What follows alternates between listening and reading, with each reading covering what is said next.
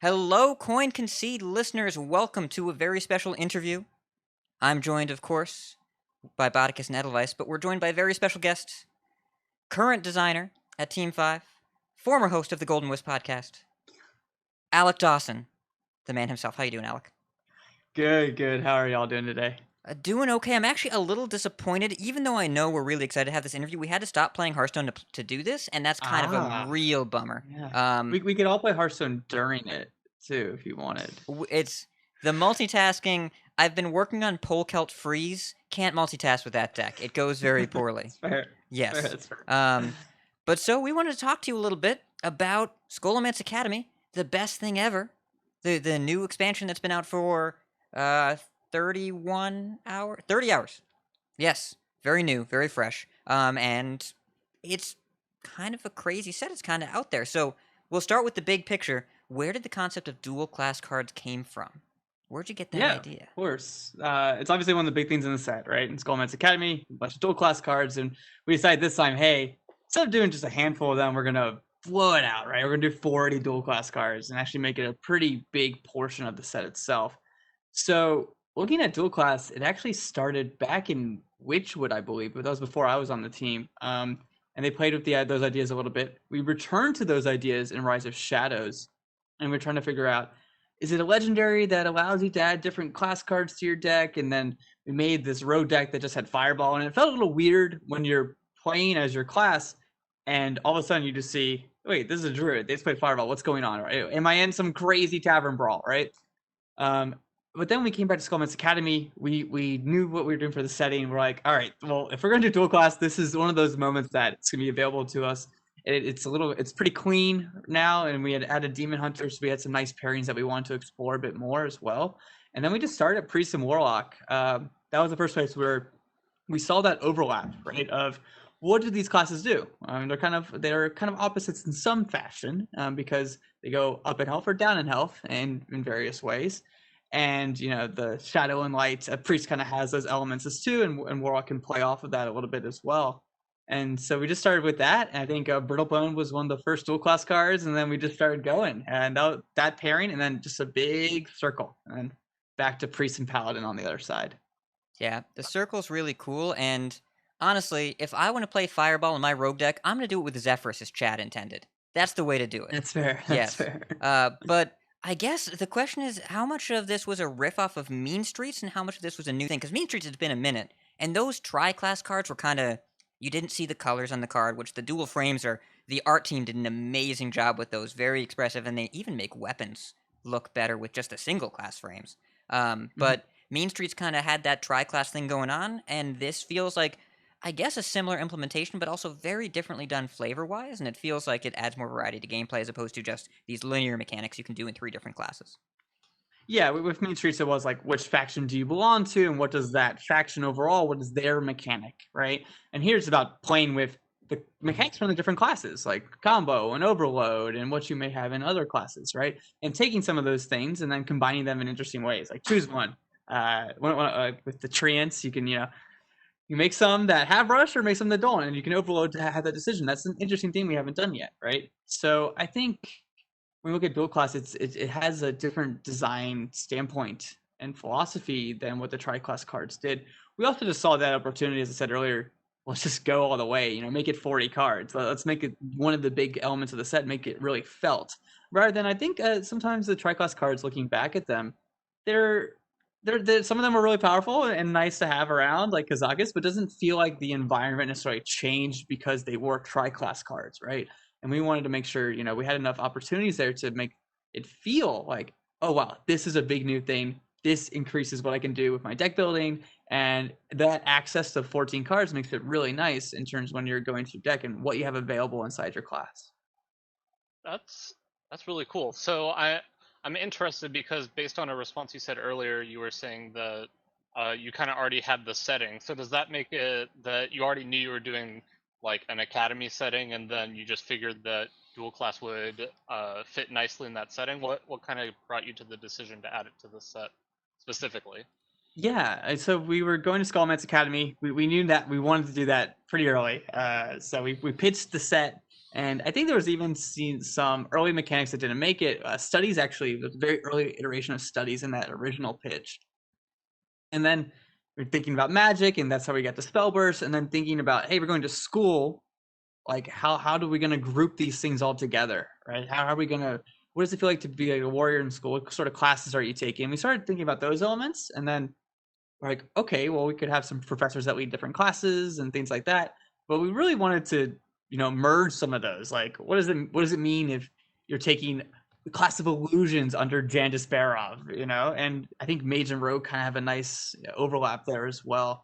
And we just wanted to kind of see how those classes could combine and what sort of courses you were taking in Scholomance Academy. Is this whole set a Dave Kosak pun on the word class? Is the whole set just a pun? We could do a whole set from the puns of Dave Kosak. We haven't gotten there just yet, but I think it's being worked on at the moment. Please do a year. Please do a year of the Kosak. Your sales would be crazy. Oh no. I wonder how it translates to other regions. Yes, you would need to have regional Kosaks, which is, I don't know if the technology is there yet. So you got all these dual classes together. You got the loop going of all the different combinations you wanted to do. What would you say once you had that going was the hardest combination where you're like, man, it's really hard to think of cards that go well together, or did all of them just like slot in super easily? Yeah, and I think there's a few examples where Demon Hunter wasn't done yet, right? In terms of being released to the public. It was in final design while we were designing Scholomance Academy. So yeah, we had an idea of where it was, but there's still some elements that, the hero power was different, right? Some of the mechanics were different. So, finding where Demon Hunter was one of the most important things. And that's why I think in Warlock and Demon Hunter, we decided to do something just different. We're just like, oh, we knew Demon Hunter was going to do tokens, and that whole vibe was definitely going all the way. But some of their other archetypes weren't fully fleshed out yet. So we wanted to come in and actually do something different with the soul fragments to, figure out, hey, this is a space they have in World of Warcraft. You have soul shards and you have soul fragments, and they can combine nicely in this way. It tells a good story. And then on the Demon Hunter side, they have stuff like Blood Herald, where all these tiny minions are dying, and we knew that was going to be an archetype for them pretty early. But yeah, I think Demon Hunter was definitely one of the ones. And overall, the rest of them, it was more about when we were talking about dual class cards, we tried to be pretty rules based in terms of what we were doing. We want to make sure it didn't like fall through all the way, but at least two of the cards inside the dual class said, this is a dual class card. And then two of the other cards said, this is about the mechanics that we're trying to push. These are the build around cards. This is like commencement in Warrior Paladin, right? It's like, okay, you're going to play this card, and the two classes are going to play this card differently. So we want to make sure those numbers were good, and we made sure that we were pushing what it meant to be a dual class card alongside those build around spaces as well. Were there any combinations of classes you could think of where you're like, all right, we got the circle going, but man, it would have been really cool if we would have gotten to put these two classes together. It could have made some really interesting cards. That's a good question. I think we fell in a pretty good place where all the combinations, end up. But, Mage and Warlock sounds like something that's kind of cool, right? That sounds like a cool combination in the future. And I think there's definitely some more things we could do with this, for sure. Yeah, it definitely felt like this was the dual class set where it was all the classes that make sense to go together, but I'm sure there could be a potential future set that was like classes that maybe don't go together and then really trying to work that. Yeah, like instead of the classes that are aligning on things, maybe it's like, actually, we're going to disagree on more things than what you may have, what we have currently, right? Warrior Priest would be kind of tricky. Yes, it would have been a bit trickier that way. So I know it's always hard to pick a favorite, and everyone always asks you to. It's like picking a favorite child. But do you have a card that you would consider your favorite from the set, either to play with or from a design perspective? Yeah, I think Polekelt's one of my favorites for sure. It's not an area that we put a lot of emphasis on in Hearthstone, and there's good reasons behind that as well, right? But it's also very interesting to finally be able to do that and say, oh wow, you're going to change the order of your deck. What's that going to do? And I even played against the mages yesterday. I was like, oh no, they played Polekelt right after their Solarian died. And I was like, oh no, Flaring Prime's coming up pretty soon too. So, but I like that tension and that fear you can put into your opponents and be like, I'm on a little bit of a clock now. Let's see what I can do to maneuver what this puzzle's going to be. But it's also an expected puzzle as well. And then following a little bit in that line, what card gave you the most trouble to come up with for in terms of initial design? Oh, okay, this is fun. We spent a lot of time with Trick Totem. Yeah, Trick Oh Totem boy. was the one because we knew we wanted to have a totem in Mage and Shaman, and we knew we wanted some random elements, and we talked about, okay, what's the audience for this? How far can we push this where it's not breaking some things, right? And getting some of that casino elements in there and still fun for everyone. I think it's pretty good where it ended up, but that was definitely one of the hardest ones. I think whenever we have some of this early game randomness, we do have to think about it very hard in terms of how much of an effect that can have. And at the same time, it's also one of those cards I've already seen people saying is one of their favorite cards of the set because of some of those things they can do, right? Yeah. Well, it makes sense. The competitive perspective is not the only perspective, but if the competitive perspective is not kept in mind, you'll hear about it. So you got to make sure you Yes. navigate that very, very thin line. I will say Trick Totem, having played with and against it, it is a goofy card, but there are enough fail cases where I think you can't just jam it on 2 and say everything's going to be fine, but you can't just leave it up and say it'll just kill itself. It's a nice little happy medium. So Hmm. you mentioned you were playing on ladder. On day 1, after the set comes out, it's 10:01 a.m. your time. What do you do? Do you still have a work day? Is your work day now like be on ladder or watch Twitch streams? What does your day 1 look like? Yeah, so we did get the day off in that sense. Everyone took the day off to play and everything, enjoy the expansion. I hadn't opened any of my packs yet, and I didn't have a space bar macro going. I just took it nice and slow, actually. So opened up some packs, see what people were playing, see uh, what druid deck Fino was saying is the craziest thing ever, and then I played a bunch of different stuff. I was playing a lot yesterday, so just seeing what people were playing, how they were feeling, observing and monitoring for sure. Makes sense. I'm not gonna speak to Fino's deck specifically. I will say the claim of highest day 1 win rate ever, given somewhat recent memory that we don't have to reference specifically. I think maybe there were other decks in recent memory that might have been really good on day 1. It's okay. It's fine. There's a better deck on day one than druid, so it's okay too. Ooh, but you've got the insights. You've got that Ixar meta I report, do. don't you? You got that Ixar meta report. I'll let you on. It probably changed on day 2, but there was one that was better than druid for sure. Wow. So Interesting. Those developer insights, though. So, and this is not your first design lead, though. We want to make sure we're clear after we talked with Celestalon last time as well. The team makes the expansion, and lead is kind of like coordinator. But also, you were that person. You were kind of the lead visionary and coordinator on Saviors of Uldum, which is a really really fun set. And it's been a year, and a lot of stuff is different in the world now, both inside Hearthstone and out. And mhm. I don't, how have things been different for you in the process of being in that position and making another set?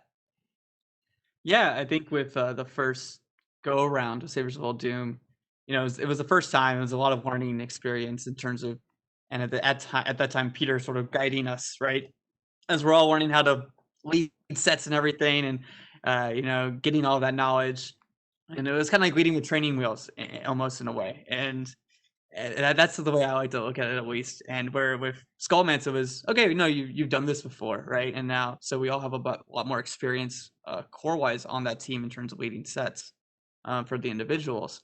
I think for this one was most of our design work was done by the time we got work from home. By the time we were working from home, there was still some final design stuff. I think some late designs coming in, like Fireheart was a pretty late Ooh. design, some other stuff, but mainly it was coordinating and with QA and art and sound.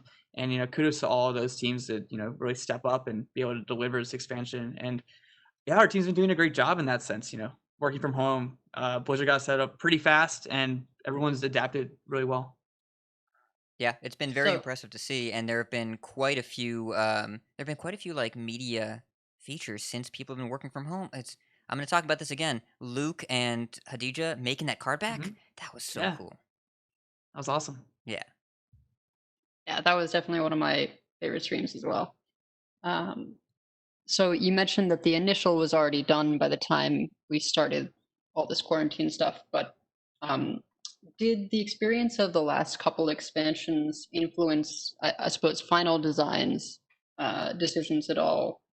Given Defense of Dragons and Ashes of Outland both had some pretty clear day one outliers and fast changes. Did Scholomance do anything differently to sort of avoid that?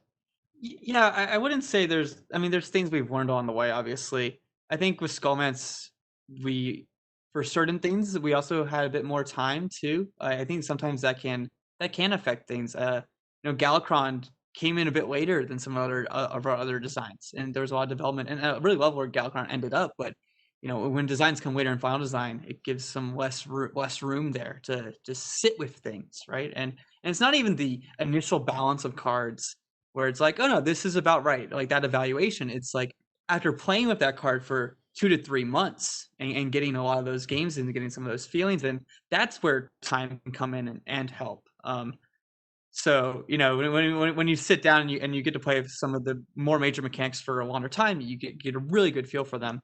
And I think with just looking at some of the other things we've learned along the way, like Hanar, 2 mana 1/5, bunch of upside. Fireheart, as I said, changed the design late, but it was also one of those things where it was being played because it was a 2 mana 1/5 with some upside. And we're like, we probably shouldn't do these 2 mana 1/5s with upside this much and as frequently if that's the only reason they're getting played, right? And just kind of shave that off a little bit. Yeah, the 1/5 stat line, Evil Miscreant was 3 mana, but still pretty good card when it was printed as a 3 mana 1/5. And well, but you also mentioned something that your design work was mostly done, and we think back to the amazing interview series that Cam Shea did with the team for Ashes of Outland, and the Demon Hunter hero power was finalized in December when the set was in April. I'm going to guess that it's a little bit was Scholomance more stable because it sounds like Ashes had so much going on, and really over the course of the last year as well. We look back to when Saviors was coming out between Saviors and DoD. Doom in the Tombs, Battlegrounds, which was kind of a big deal, and the team had a ton of hiring going on. There was a lot of visible movement, and now it seems like your team might be a little bit more stable. What was different in that development process? Yeah, there's definitely a few things there where designing a class is a giant undertaking, obviously, right? And it's a big thing. It's bigger than just designing a set, and the card pool itself is also bigger too, with everything in the Initiate set, everything in Demon Hunter's core set. Also, you mentioned the hiring stuff. By that time, we actually had some hires that have been on the team for at least 1 to 2 sets, and they weren't necessarily leading other sets yet either. So their main focus was on the initial design of Scholomance Academy. Sometimes when we're leading a bunch of sets, there's overlap in terms of what you're working on, but we still had some hires that were just getting ready, and they had some experience under the belt. Our next set lead, John McIntyre, did an amazing job on this set. And we also got to hang out with Ryan Masterson in initial design. So that was really fun too. It was really great to work with Ryan on both sides of it, initial and final. So his influence is definitely here as well. And it sounds like, I mean, obviously you guys are putting in so much work for each one of these sets, but I also noticed that just a couple days you tweeted out that you were rank 52 legend. How much ladder are you actually getting in after work, and how many ranks did you lose yesterday playing meme decks? Well, I didn't play all the meme decks because I didn't want to observe a little bit closely. So we're still top 100, but we did okay yesterday.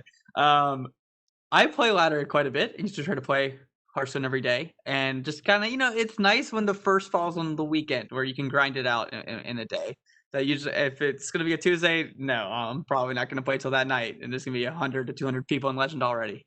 But try to play every day. Still my favorite game, honestly. That's a good sign that you still like Hearthstone this much, despite being so That is close a to it. good sign, right? Right? Yeah. I Well, would and it hope helps so. there are other game modes too. I mean, beyond just the really cool one coming in the near future, Battlegrounds, it's been so great to have so many different things to do in the client. Yeah, I think it's great when you log into Hearthstone and you go on ladder, you play Battlegrounds, you do a bunch of different stuff, and it's awesome just to have that all available, right? I'm a fan. Yeah. Except when my opponent's Pagel drops a boat.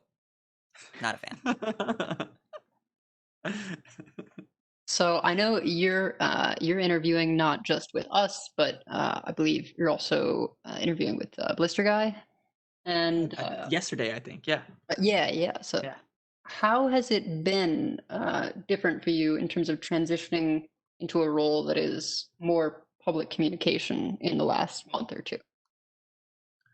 Yeah, I sort of with Old Doom, got to get introduced to that, and there's and everything. So that was great, and it's amazing to be able to talk about something you love so much, right? With Scholomance Academy. So just been really thankful to have that opportunity and talk to the community, and podcasts have helped a little bit too, right? So this is my favorite environment. Don't tell all the other media, but I like being on podcasts a lot. So yeah, it's a really good time. We'll It fix that in certainly post. seems to be a podcast to Blizzard team path. We've got Cora, you. I think there are some other people that may have been on, Blizz Pro first or something. Yeah, it's not bad. You could get an internal Blizzard podcast going, You could do that. Couldn't We release could- it. We could do that. Yes. I thought they had one. I mean, we'll never know. We don't work at Blizzard. No, I'm pretty sure that they had. I'm gonna look this up. I seem to remember a Hearthstone Blizzard podcast. Let me. Someone used to do a Hearthstone podcast, and now they work on the WoW team. Yeah, Josh. Yes. Yeah, Josh Augustine did the Happy Hearthstone, and Mm-hmm. Andrew, of course, has taken that over. Yeah, it seems like if you want to work for Blizzard, step 1, be in a podcast, and step 2, be really smart. So, those of you out there, make sure you work on both things. And The really, first one takes a lot more work, honestly. the podcasting. Yeah. Yeah, podcast's a lot of work. It looks the good hosts make it look easy, which is why we try and make it look as difficult as possible. So, and communication. There were 5 balance changes in the Ashes period, 5 of them, which is of course unprecedented. But also, every single post, the end of the post said thank you for the feedback. It really helps us. It really it supports the team and what they're trying to do, and it feels like kind of a sea change for the team as well. Not that nerfing quickly is necessarily the newest thing. It's relatively new. Descent of Dragons had 9 days. Ashes, of course, had that very, very fast early patch and a couple early on. But a new class that's kind of expected. But I'm wondering how much more bi-directional things have gotten, because it seems to be an increased emphasis for the team to really listen to feedback, and how influential that is on what you're doing on a day-by-day basis. Well, it's also about our philosophy with nerfs and buffs and things of that nature now, right? I think how we used to think we probably wouldn't make some of the lead room cards 1-mana 1/3. We probably would have waited quite a while, and that deck may have just fell more flat at that point, right? But we saw some things and even some future proofing things as well, looking at, hey, where are there 1-drops coming out in the next few sets too, and seeing what the deck needs. And I think we have a new approach when it comes to smaller changes. We're going to make changes that are going to be 1 health or 1 attack. We're going to do that sometimes if we feel like that's right. And because we don't want to kill decks, we want to just tune them correctly and allow for the space that they may be holding other decks back, right? I think with Warrior was one. Warrior's still obviously quite good, but we didn't want to necessarily nuke it in that fashion that we may have done in the past. We want to just shave things off, tune things appropriately, and allow for the meta to be healthy and take some shape. It makes sense. I'm glad you didn't turn Risky Skipper into 3-mana 2/3. You were charged pirates have +1 attack, for example. Charged pirates. Yes. Yeah, that'd be a very specific thing. But yeah, the card changes were definitely, they used to be a little bit more premeditated and really heavily impactful, as opposed to the small nudges that you did this time. And it helps solve as well something we've talked about in the show before, the Zentimo problem, where like if you nerf around a legendary but don't actually change it, and then someone made it, then they just, what do they do with this legendary? But these small nudges, the deck list didn't have to change that much, and it's kind of just easier. Yeah, it's also about play patterns too, right? Because we want to make sure those healthy play patterns are the ones that are existing the most. If we do see negative play patterns, we might step in and be a bit more heavy-handed with those types of changes, though. Well, that's good to hear. The loaded question: what do you think of day one so far?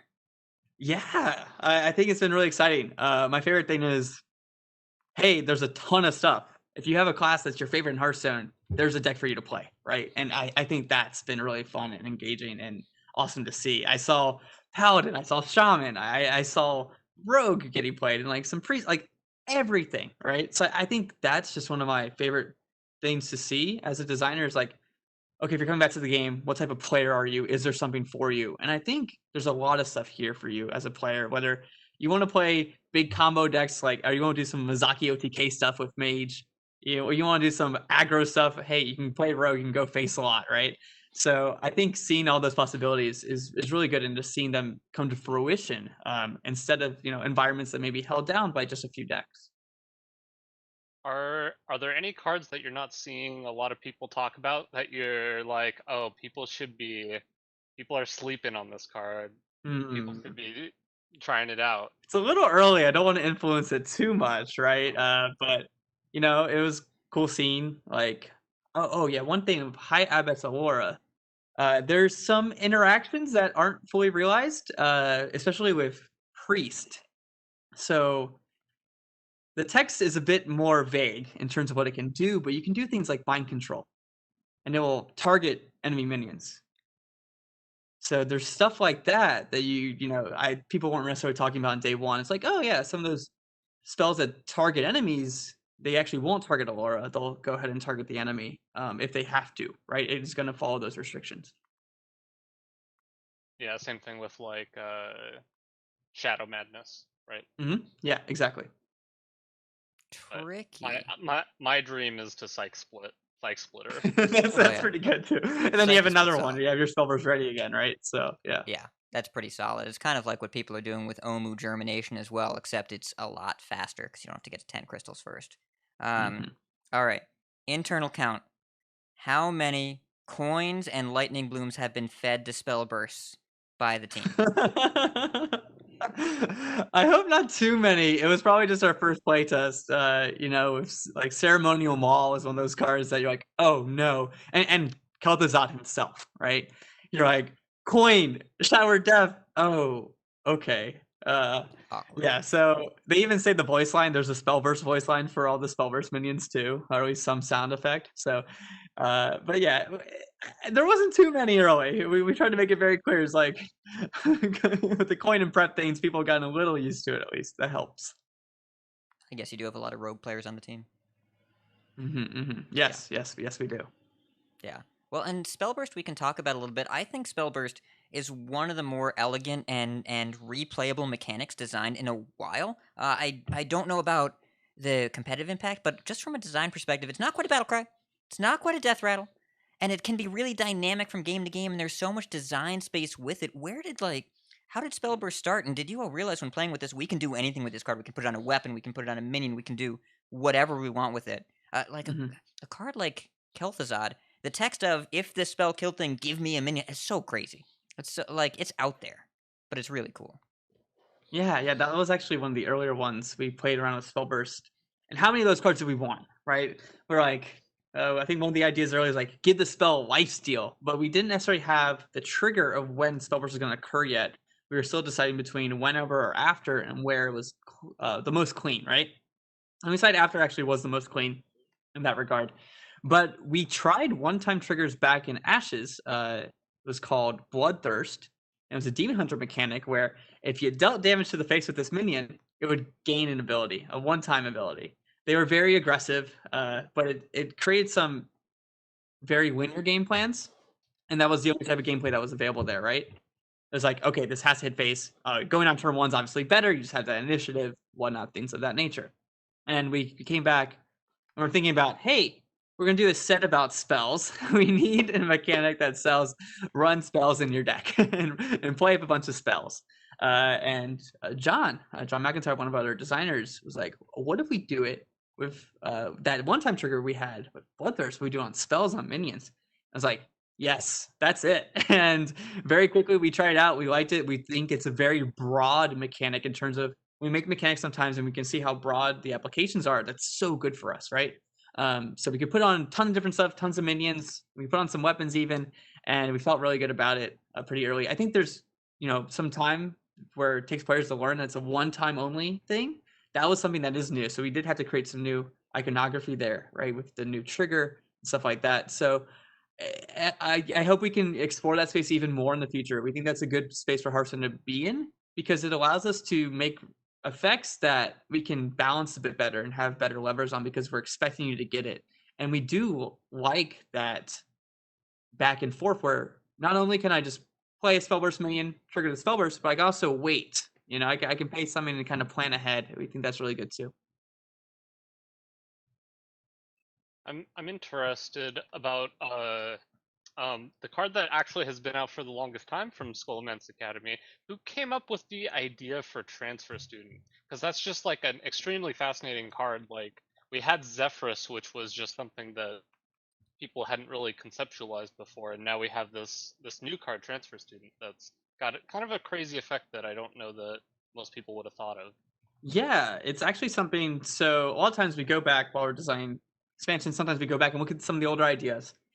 We even have postmortem sometimes on the team where we'll gather around and talk about what was good about set, what wasn't good about set. But then we have all the old files of, hey, what did this set look like in week 1, right? And just take a look at what that idea dump looked like. So I was going back through and I saw, hey, on Goro, there's this card. This card has different effects based on which game board it's on.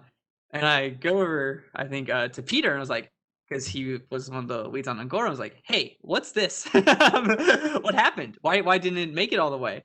And I think at that time it was a 5-mana 5/5, and we wanted to do it as a 1-mana 1/1, then we changed it to a 5-mana 5/5, and then we went back to 2-mana 2/2. We thought there was a good amount of stuff you could do there. We'd actually see some play early as well with some of the effects. And it's just about taking that idea and then seeing it all the way through, seeing like how much support on the team there is for that idea and what you can learn from that idea the first time around, right? I think that's a really important process for us as designers is looking back at some of our old ideas and seeing what we've learned in the last 2-3 years and saying, hey, is this a good idea right now? And we thought it was, and it was great. And I really love Transfer Student. He's awesome. So all three of us play Magic the Gathering, and I think for me, this set really harkens to the Magic beloved set, which is Ravnica, Guilds of Ravnica, very first one. Were you and the team at all influenced by that set from Magic, which featured a lot of dual class, if you will, or double color cards? And not particularly. Actually, I think there's like shades of things that we see that other card games have done in some ways, like with Sphere Sapience, right? Looking at the next card in your deck and seeing if you wanted to draw that. That's not something we've done in Hearthstone yet, and trying to figure out what's the right application for Hearthstone to take some of those ideas. If we did something in Hearthstone that every turn you were digging through your deck and looking at like the top 5 cards, we have a smaller card count and deck size and things like that in some other games. So finding some of those ideas that work really well in Hearthstone and how did they work well in Hearthstone? I think Sphere Sapiens is like one of those like, this is how it's going to work in a Hearthstone fashion. And I've been really happy with seeing how that card's actually, seeing some play right now on Ladder as well. Sphere Sapiens, what a wacky card. It's, I think, probably one of the hardest cards to evaluate in a set that is already difficult to evaluate, but not even just about card power. Neutral weapon. Neutral weapon. That's a new thing. And you're already doing a bunch of new things, but why this new thing? Well, we were doing the card frames, right? So we were doing the weapon frames, and that bought us a lot in that department. Because like, how are we gonna tell a neutral weapon apart? It was gonna be like the inner banner was gonna be neutral, I guess. Yes. I don't believe that inner banner was ever there. I've been told about it so many times. And I'm just like, what kind of weapon is that? You remember Stormhammer, everyone's like, this can't be a hunter weapon. Hunters don't use hammers. Oh, it's a hunter weapon. Yeah, so that bought us a little bit, for sure. And I was very like happy with where the art team landed, as we said earlier, with those new weapon frames. They bring a lot to the game, and I think there's ideas there for us to expand like what's possible there. I don't think we're at neutral spells just yet, but there are some things we can expand upon, and we felt there was a good opportunity here to do neutral weapon. We said, hey, this is cool. It's gonna play differently in each class depending on what sort of deck they're running, like whether they're running a combo deck or perhaps you're running Druid, where you just want to get card quality, right? Not necessarily running a combo that needs all of its pieces, but there's certain cards in your deck that you definitely want to hit. So it's nice to see that application amongst different classes and different decks. All right. I need to know, who is the Rager designer? Who every we finally did it. We're finally at 7 Ragers, so you can have the full board of Ragers at a time. But who on the team is the person that says, "Oh yeah, we need to make sure we we can add a new one to the to the set." To the Well, we're Rager not done menagerie. yet, right? Because we need a full deck of Ragers. So we still have a few more that we'll be developing until you can get the full deck of Ragers, and then that's it. That's the game. That's how you win Hearthstone. Uh, Rager Exodia. It's coming. You heard it here first. I wonder, now I'm thinking about it, what would a neutral card frame, what color would it be? You don't have to answer. Fifth Amendment will protect you. I'm just wondering Just out loud. ponder. Yeah. Yes. But I mean, it sounds like the team is willing to take a lot of risks and the new game modes all the time. But they're like, it looks like one new game mode a year, which is a pretty special thing. Dual class cards and all that. And the roadmap that you published at the beginning of this year was kind of a newfound step of transparency. What do you think prompted that kind of visibility into the team's inner workings over a longer period of time? Because we normally got a much shorter glimpse.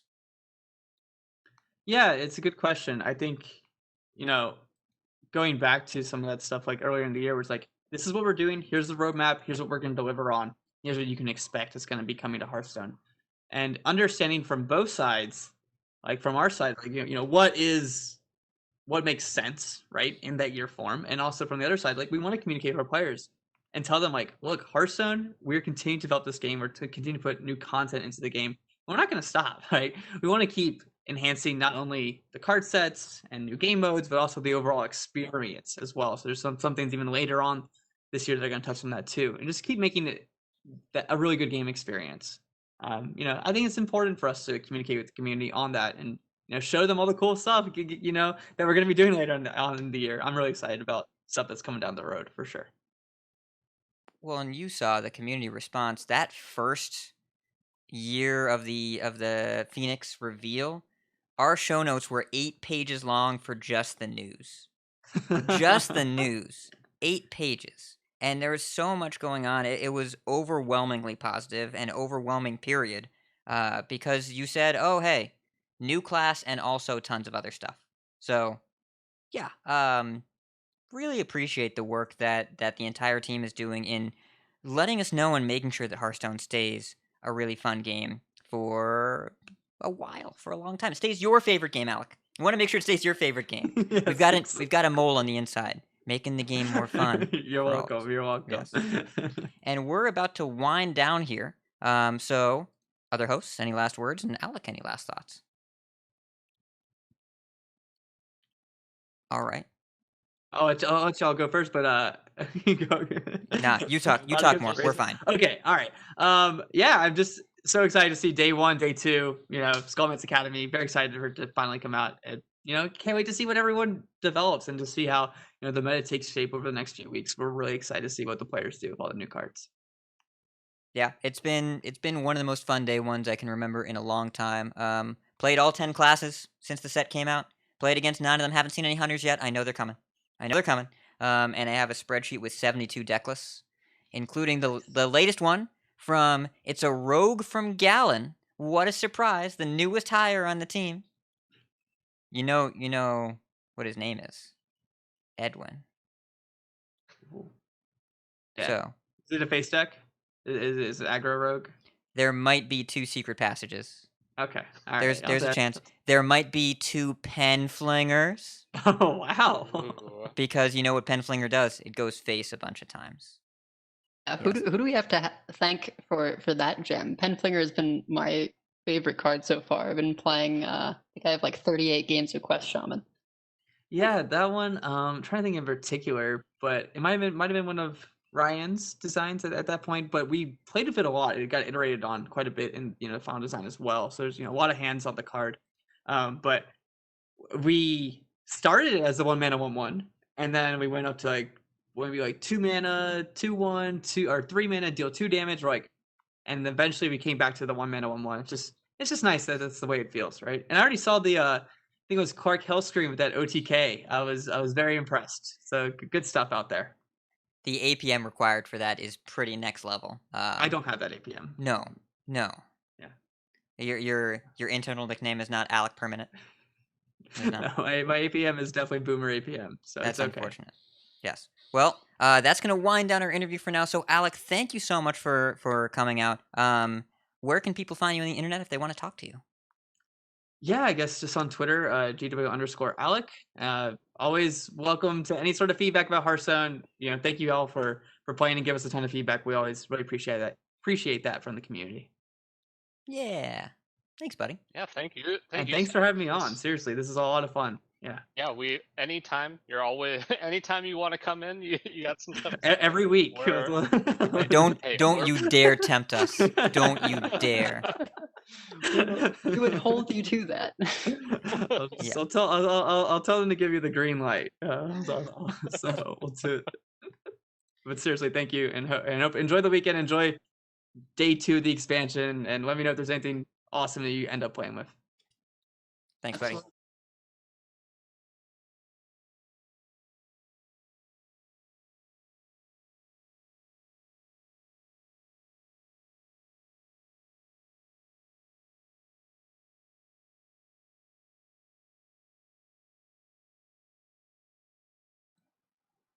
Greetings. Hello. My greetings. Well met.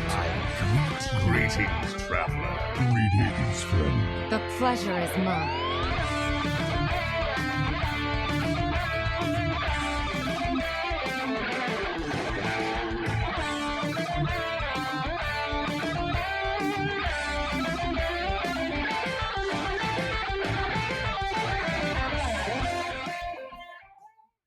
Hello and welcome to episode 252 of Concede, a Hearthstone podcast dedicated to making the competitive side of the game more accessible to you. It's Thursday, August 7th in the evening. From Gadgetstan, New York, it's Ridiculous Hat. From Karazhan, California, it's Bodicus. It's me. From Undercity, Pennsylvania, is Edelweiss. From her new apartment, Hey everyone. hey. Good to have my own place. Yay! Yes, you're in your little nook in the corner there. We've been fiddling with lighting a little bit.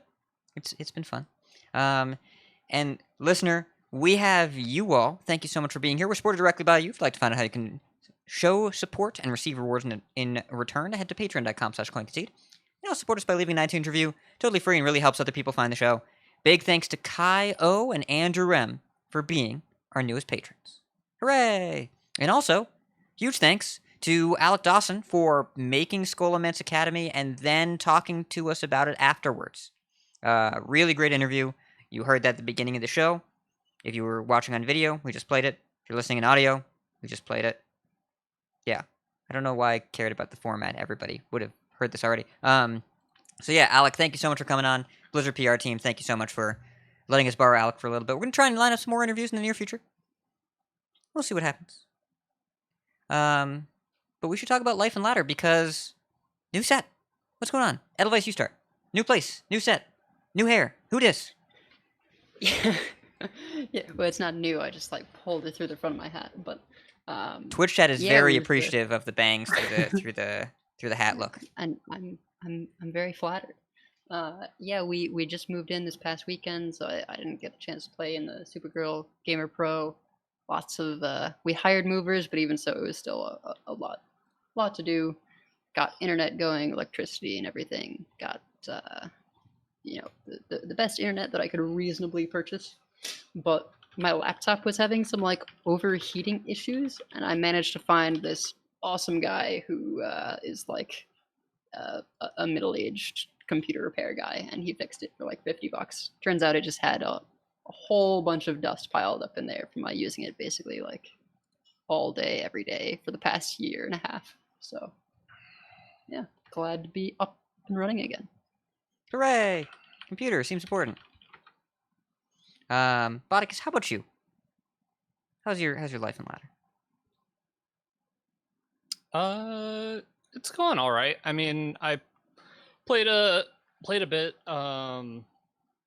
today or yesterday and today. I don't know. I always struggle at like the start of new expansions, trying to figure out something that I'm gonna really enjoy playing. So I'm kind of just waiting for the right deck list to come around. Got to play a bunch of Totem Shaman.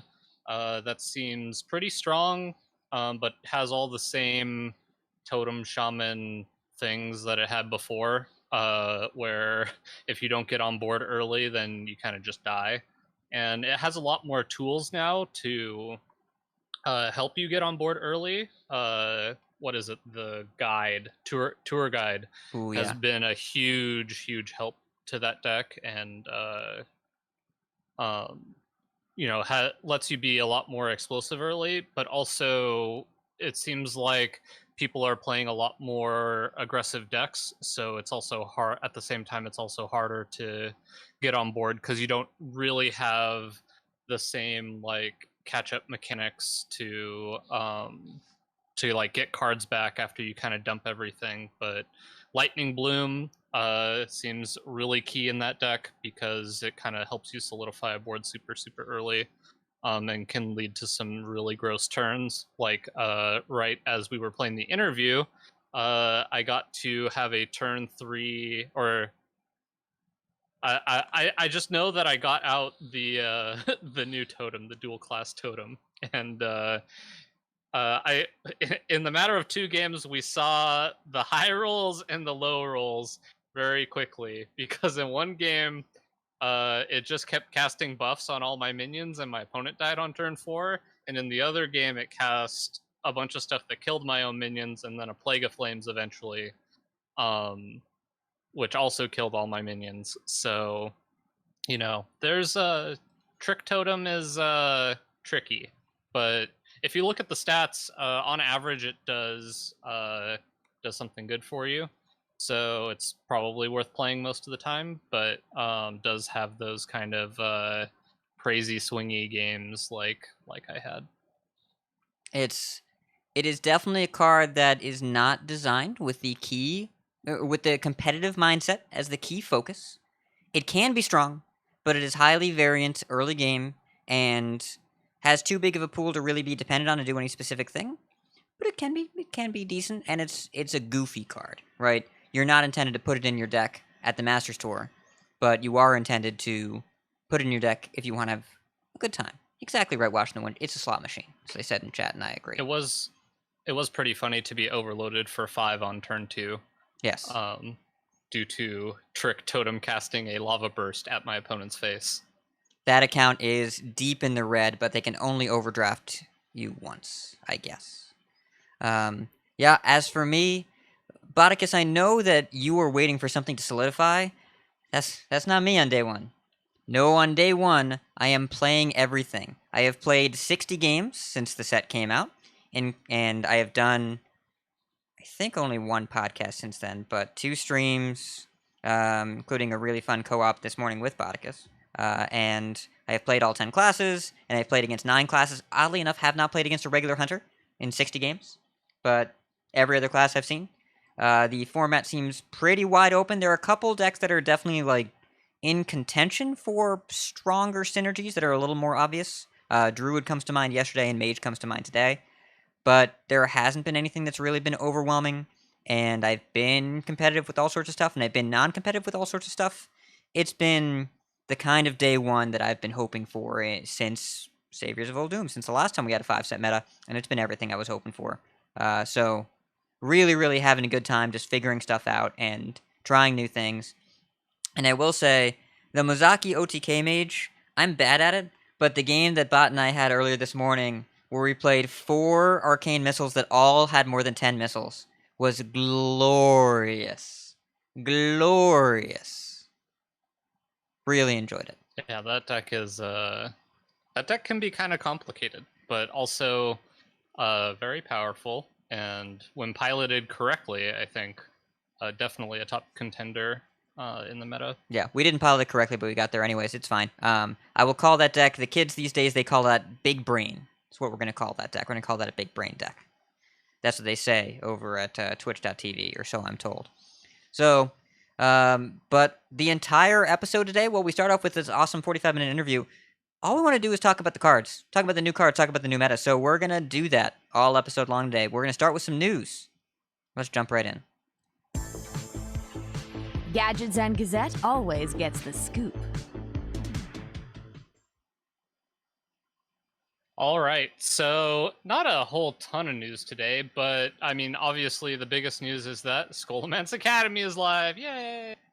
Came out yesterday, which is why we didn't record yesterday. We all wanted to play some games, get a feel for what people were playing, what seems good, kind of a whole bunch of random stuff is always going to seem good on day one, and then everything kind of gets figured out eventually. But yeah, new sets live. We all played a bunch of games, and lots of people were playing a lot of games. And I don't know, I guess we can kind of go into this. I mean, we're going to talk about it more in Decksplanations, but my thought kind of was just it feels like a lot of the time people have go-to decks that were like good in the last meta, and then yeah, just kind of refine them with new cards. But it feels like there was just a whole bunch of new archetypes today. Did either of you get that feeling? Yeah, absolutely. It seemed like, people were trying certain decks day one, and just hour to hour to hour, it was constantly shifting.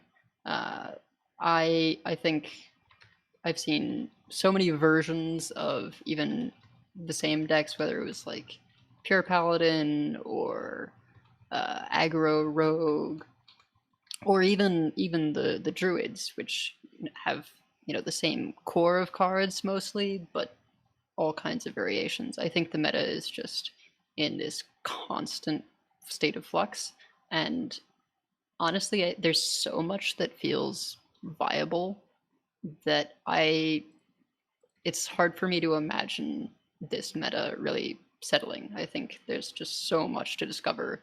The cards in this set are just designed so differently from anything we've seen before, so there's a lot to explore.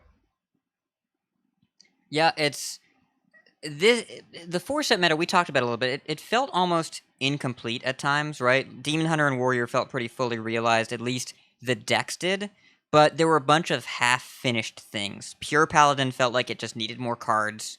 Totem Shaman felt like it needed more cards.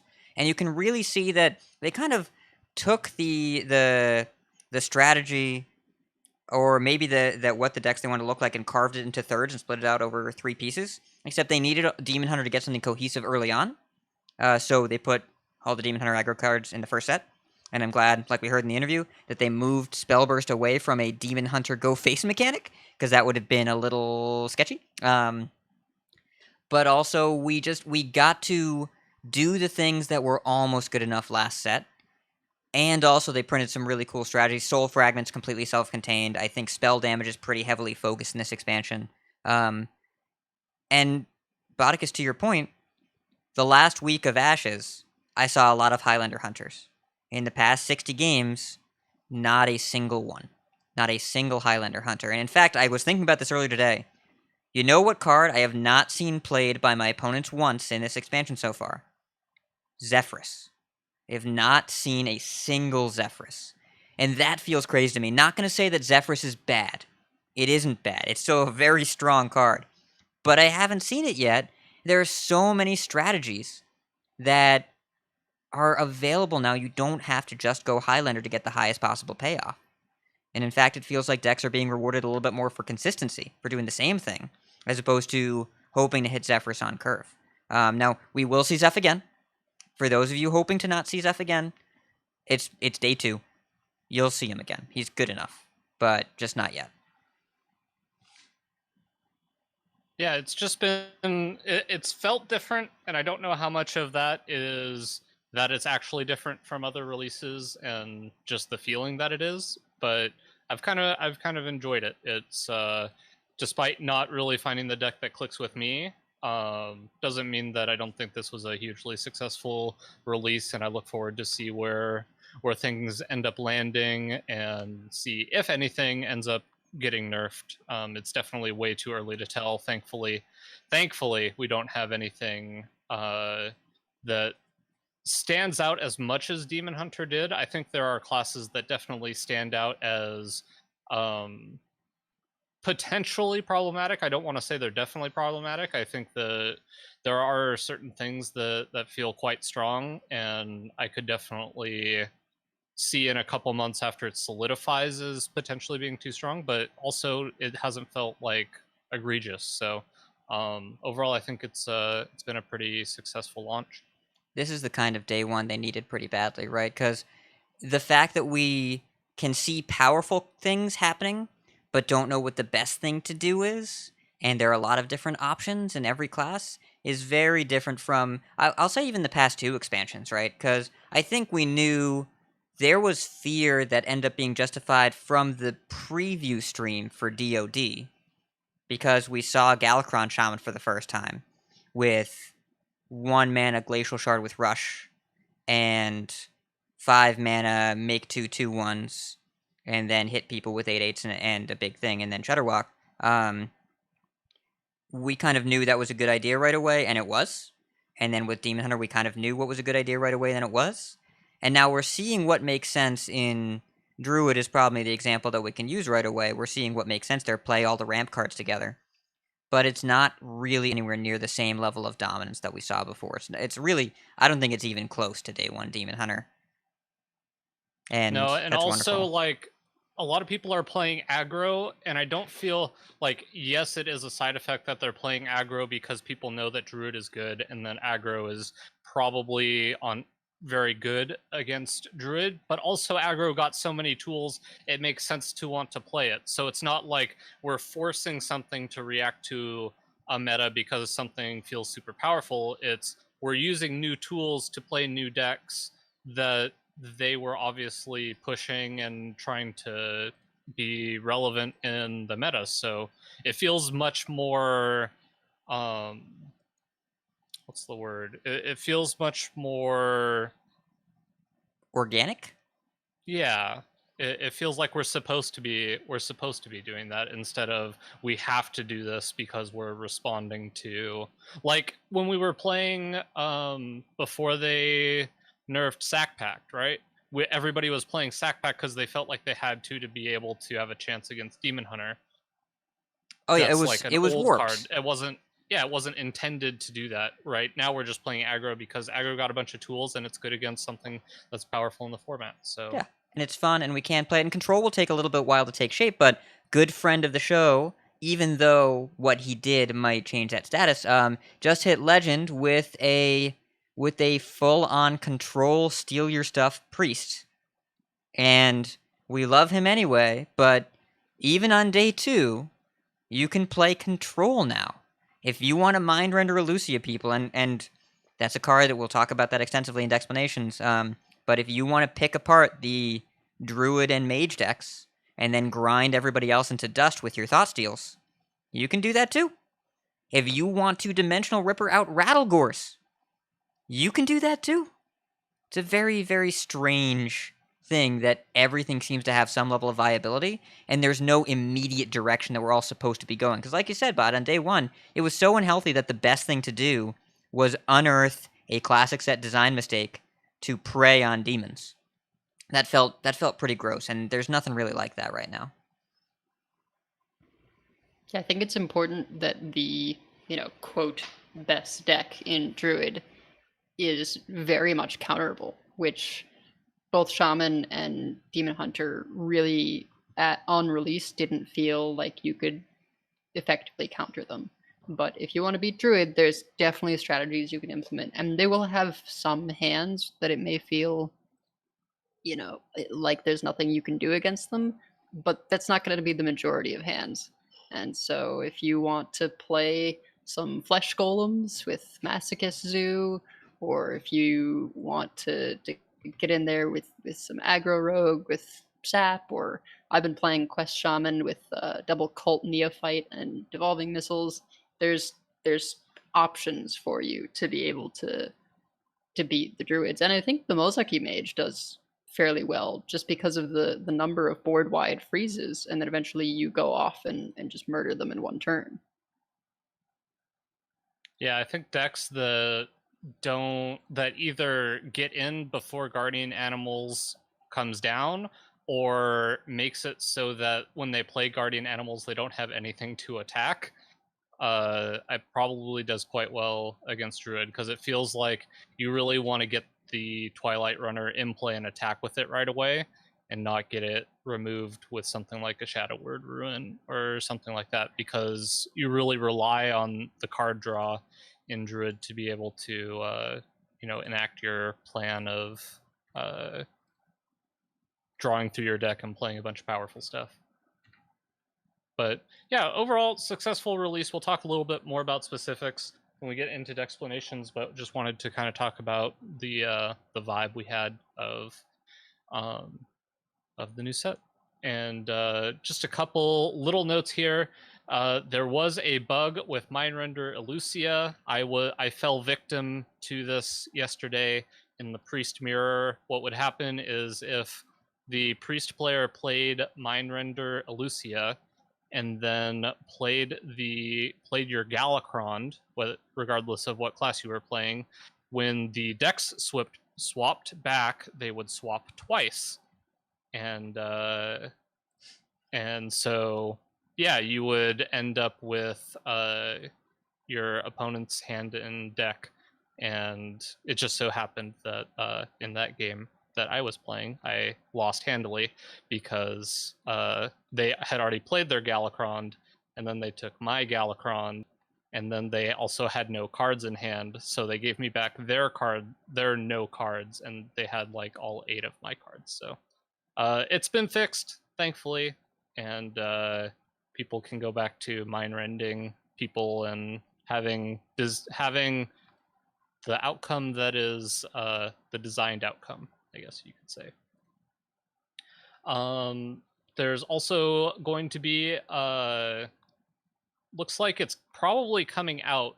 It went into the store and then got pulled out of it, but it's a Felosophy Bundle, which is 10 Ashes packs and 10 Year of the Dragon packs, and then 2 Scholomance Academy packs for $20. I made a typo in the show notes. It's not 2 Scholomance Academy packs, it's 2 Scholomance Academy Legendary.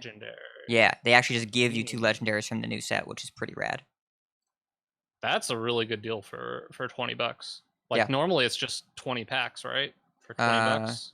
I think normally it's 15 packs. Well, in the store it's 15 packs for $20, but when they have these bundle deals, usually it's 20 for 20. So they're kind of just throwing in 2 couple extra legendaries. Yeah, and they're specifically from the new set. They're random legendaries. They could be class, they could be neutral. But it's 2 legendaries you don't have from the new set, which is a really good deal. Because this set is, especially since there's a lot of good legendaries in this set. Well, like, the thing about formats like this is that the metas like Saviors and Ngoro had the quest, but also in wide open metas, legendaries are the coolest cards. So when you can play anything, to have the most decks, you have to have a lot of really expensive legendaries. So it makes sense that they're trying to make that a little bit more accessible. And usually we hear about formats being more expensive when they're more successful from a balance standpoint, because it was not hard to build the Demon Hunter deck in Ashes and know that your Dust was a rental or that you were just going to smash people with it. So it was a very cheap expansion because you built one deck and you just played it, at least at the beginning, if you were okay with that. Whereas this expansion, going to be more expensive if you want to try more stuff, because it's right away, there's so many cool things to do. But yeah, it doesn't look like the bundle's available right now. What probably happened is they plan to introduce this in a little bit later, and they just accidentally, it's probably in the client but not released to be able to buy, so most likely they'll release it in a couple weeks or something. I would be my guess. Yeah, it was purchasable for like 12 hours or something, and then it disappeared. So we don't know anything about it other than it was in the store, and we know how much it did cost, and we know what it did give, and I imagine it'll be back, but we don't know the specifics. Yep, and then last two little news items. One of the designers that was hired for Team 5 was Grandmaster Hearthstone player Gallon will be joining Team 5. So I believe that means that Killin' All Day is now taking his spot in Grandmasters. If I remember seeing that correctly on Twitter, I believe Yes. that Hashtag Yokad. It happened. Year of Killin' All Day confirmed. Yeah, so looking forward to see what Gallon ends up doing on the team. Seems like a very solid hire. Obviously, getting Grandmasters in to be able to test for new sets, I think, is always solid planning for being able to catch very powerful interactions that are potentially too powerful. And also just hearing when Gallon talks about cards whenever he would appear on like Zalay's stream or when he would stream himself, the way he talked about building decks and the way he talked about card interactions and stuff, I think leads for him to be a good addition to the team. I look forward to seeing what he does and kind of where the team is able to grow from here, because I've just really liked his approach to the game. Yeah, I got the chance to meet him at, I believe it was WESG in 2018. He was there for the main competition, top 4 for United States, and I was there for the women's one, and I was really impressed by just his game knowledge, and he gave me excellent feedback like after my matches. And as soon as I heard that there were some grandmasters in contention for this position, I was hoping that he got it, and so I'm very, very happy to see him joining Team 5. And maybe by adding an Edwin to Team 5 means they can remove an Edwin from the Classic or into the Hall of Fame. It's possible. Remove Edwin from Standard. They maintain Maybe Edwin that's why they parity. did it. That must be it. Yes. Or maybe now they can't remove him. Yes. Maybe. Or we'll see if he uses Edwin power for good or for evil. In my experience so far, Edwin power is used exclusively for evil, but that's okay. And also, should point out, Gallon, super upstanding person, just really, really positive social media interactions, really pleasant in terms of interpersonal stuff. Couldn't happen to a nicer person, and adding yet more incredible constructed depth to Team 5. Gallon has broken formats, has been involved in high-level decks before, even played Charge Warrior at an HCT all the way back then, back in the day. So you know he means business. You know it. Really happy for him. And also, he put Penflinger in his aggro rogue deck, so I'm doubly happy for him. Penflinger has been interesting. I've seen that one a bit. It's done some interesting, definitely some bunch of creative people using Penflinger to do creative things, which is cool.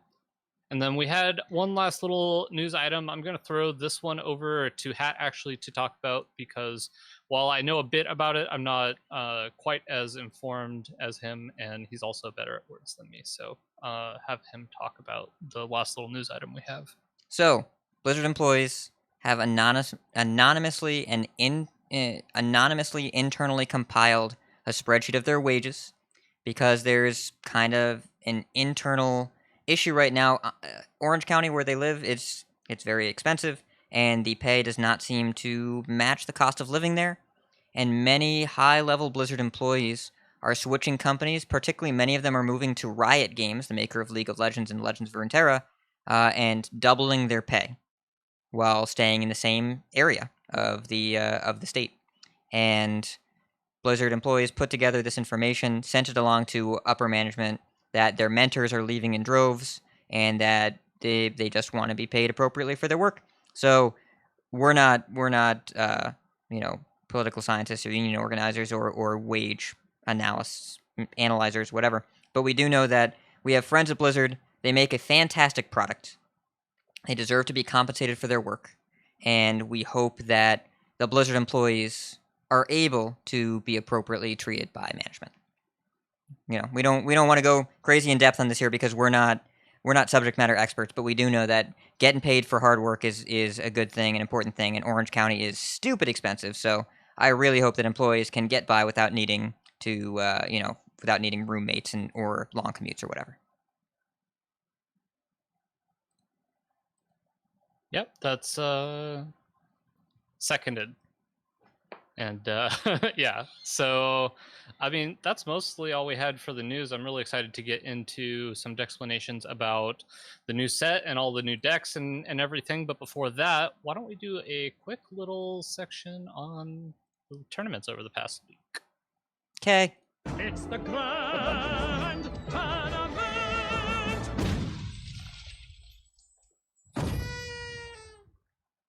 This is going to be very quick, but the CN Gold Series wound down. T1 took it over Invictus in the finals, the European team over the Chinese team. Pheno, Boar, and Orange took it over Sword, Sif, and XC in the very final match, 3-2 in the finals. So came to the last game, but Orange was able to pull it out with Galakron Priest over Sif's Demon Hunter.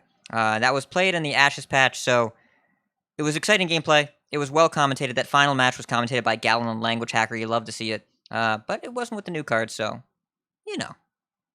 I'm going to talk about new cards. But it's all over on the Hearthstone Esports YouTube channel. Definitely check it out. Really, it was nice to get some fresh faces behind the casting desk, and glad to hear that there's also a little bit more visibility into the China tournaments, because there are really cool things. This was like a Battlegrounds and Constructed tournament at the same time. Interesting to see. Now, as far as qualifiers, normally when we do this episode, there wouldn't be qualifiers this week, but because they moved the set to Thursday, there were qualifiers at 9 p.m. Eastern when the set came out at 1 p.m. Eastern. 8 hours after the set was legal, there was a qualifier. There have been 3 completed qualifiers so far, and the 3 qualifiers were won by the same lineup. And let me make sure I'm clear on this. I don't mean the same lineup as in the 3 same archetypes. I mean the same identical 90 cards won the first 3 qualifiers played by 3 different players without a single change. Just copied and pasted, banned Druid. All 3 qualifiers won by the same 90 cards. Now, this is before the discovery of Polkelt Freeze Mage. I imagine that will change some things. But if you wanted to play Kael'thas, Ramp Druid, Dragon Priest, yes, Dragon Priest, like honestly Dragon Priest with Draconic Studies and Dragon Maw Sentinel and all that. And then Enrage Warrior, but you cut the 2 Rampages for 2 Shields of Honor. That would have won you a qualifier. At least it did for the first 3 players. Now, I question the decision to run qualifiers the same day as set release. I get the idea of deck building, but the way these qualifiers are set up, you really just want to spike it, and so it's just going to encourage the same decks that we knew from the previous meta with a couple new cards. And that's kind of what we got here. Druid, I think, was the new deck, but people just copied Pheno's Theorycraft almost down to the last card. The Priest deck was a Zerios creation, but it's still Galakron Priest with some spice. And Enrage Warrior is really just swap out Rampage for half-price Rampage. So, I don't know if it was the best idea to run qualifiers right away, but for the people that qualified on day 1 of the expansion, that's got to feel pretty good. And that's the tournament section. We don't have ladder day to talk about yet because it's been a day and a third. So we're not going to give you ladder data yet. There will theoretically be a Vicious Syndicate report on Thursday. HS Replay has just started to update their class data. So I'm going to pull this out now and see what it says. Apparently in Standard, The worst class is Mage on the front page. Best class is Paladin at a 56.7% win rate, Druid at 51.5%, Warrior at 50%, Hunter at 50%. Now, if we go to the meta tab, this is HS Replay, and then if I filter by legend only, yes, Libram Paladin, 57% win rate. The highest at all ranked brackets. Highlander Priest right behind it at 56%. Then Bomb Warrior, then Highlander Mage, then Big Warrior, then Guardian Druid. I don't know how much faith you should put in these stats yet. I'm going to go with not a lot, because it's very, very early. But it's interesting to see what's actually turned out to be statistically the best early on. This does not match my experience, though, and so please take these not with a grain of salt, but with the entire shaker. And really, if you want to know what's good, get out there and play some Hearthstone. But before we go do that, we're going to talk about getting out there and playing some Hearthstone with new cards.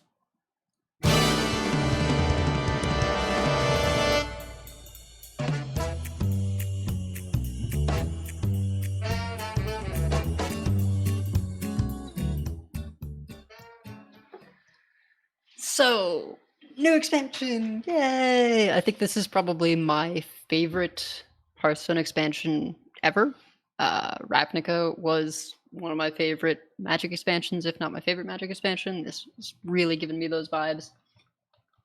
Dual class cards are sweet, and I think there's so much viable stuff. The meta is rapidly evolving, and I think we've learned a lot about how certain cards and decks ended up playing. I know we talked up Voracious Reader quite a bit. It turned out that decks were not quite as hyper aggro as we expected in that. We imagined Rogue being almost straight burn, and it's aggressive, but you know, you still need your proper fighting for board one drops. It can't just all be Sinister Strikes and such, which is good. Like we said, you don't really want Sinister Strike to be in every aggro rogue list. But yeah, we just have some questions, catch up with everyone's day 1, day 2 impressions. So what has everyone been playing and how has it performed? Why don't we start with you, Bot? So I think the 2 decks I've played the most have been I went back to Tempo Priest and then switched out a bunch of cards, was trying a few things. Most of it wasn't doing super great. I mean, the core of it was really solid. I was actually surprised how poorly Frazzled Freshman was performing for me. Because I felt like that card was going to be pretty good, but if you don't draw any of the buff cards, and even when you do, it's not really the body that you want to be buffing. So that just wasn't really working for me. And I had a Mindrender Illucia in the deck, and every time I drew it, I was playing against aggro, and it was bad. But I was also playing a game with Hat earlier where we had Mindrender Illucia, and it probably won us the game.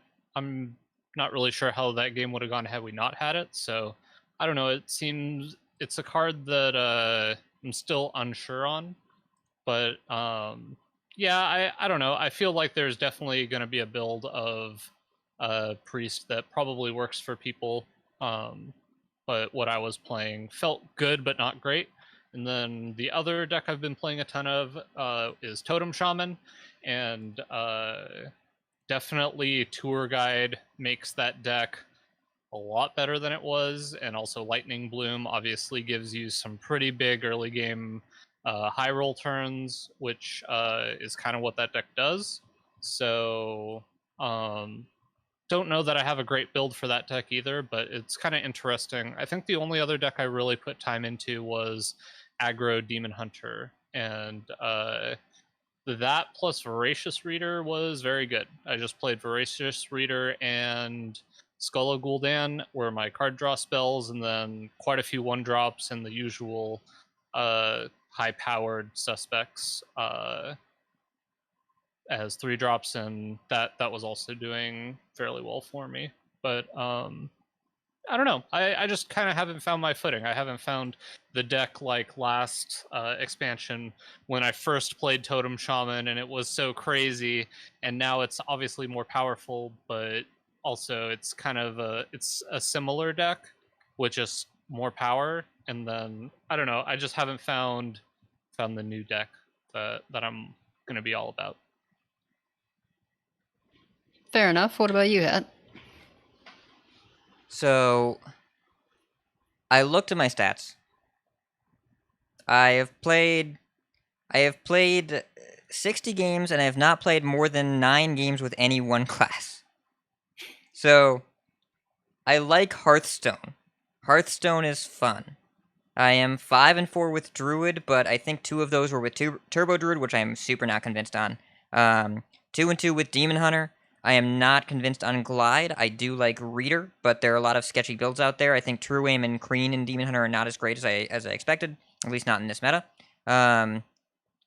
But what else? Warrior, I played a couple games. Big Warrior. I played 8 games of Warlock. I actually really think Soul Fragments are kind of relevant in Warlock, more so than I expected. Also, Tour Guide in Warlock is bananas.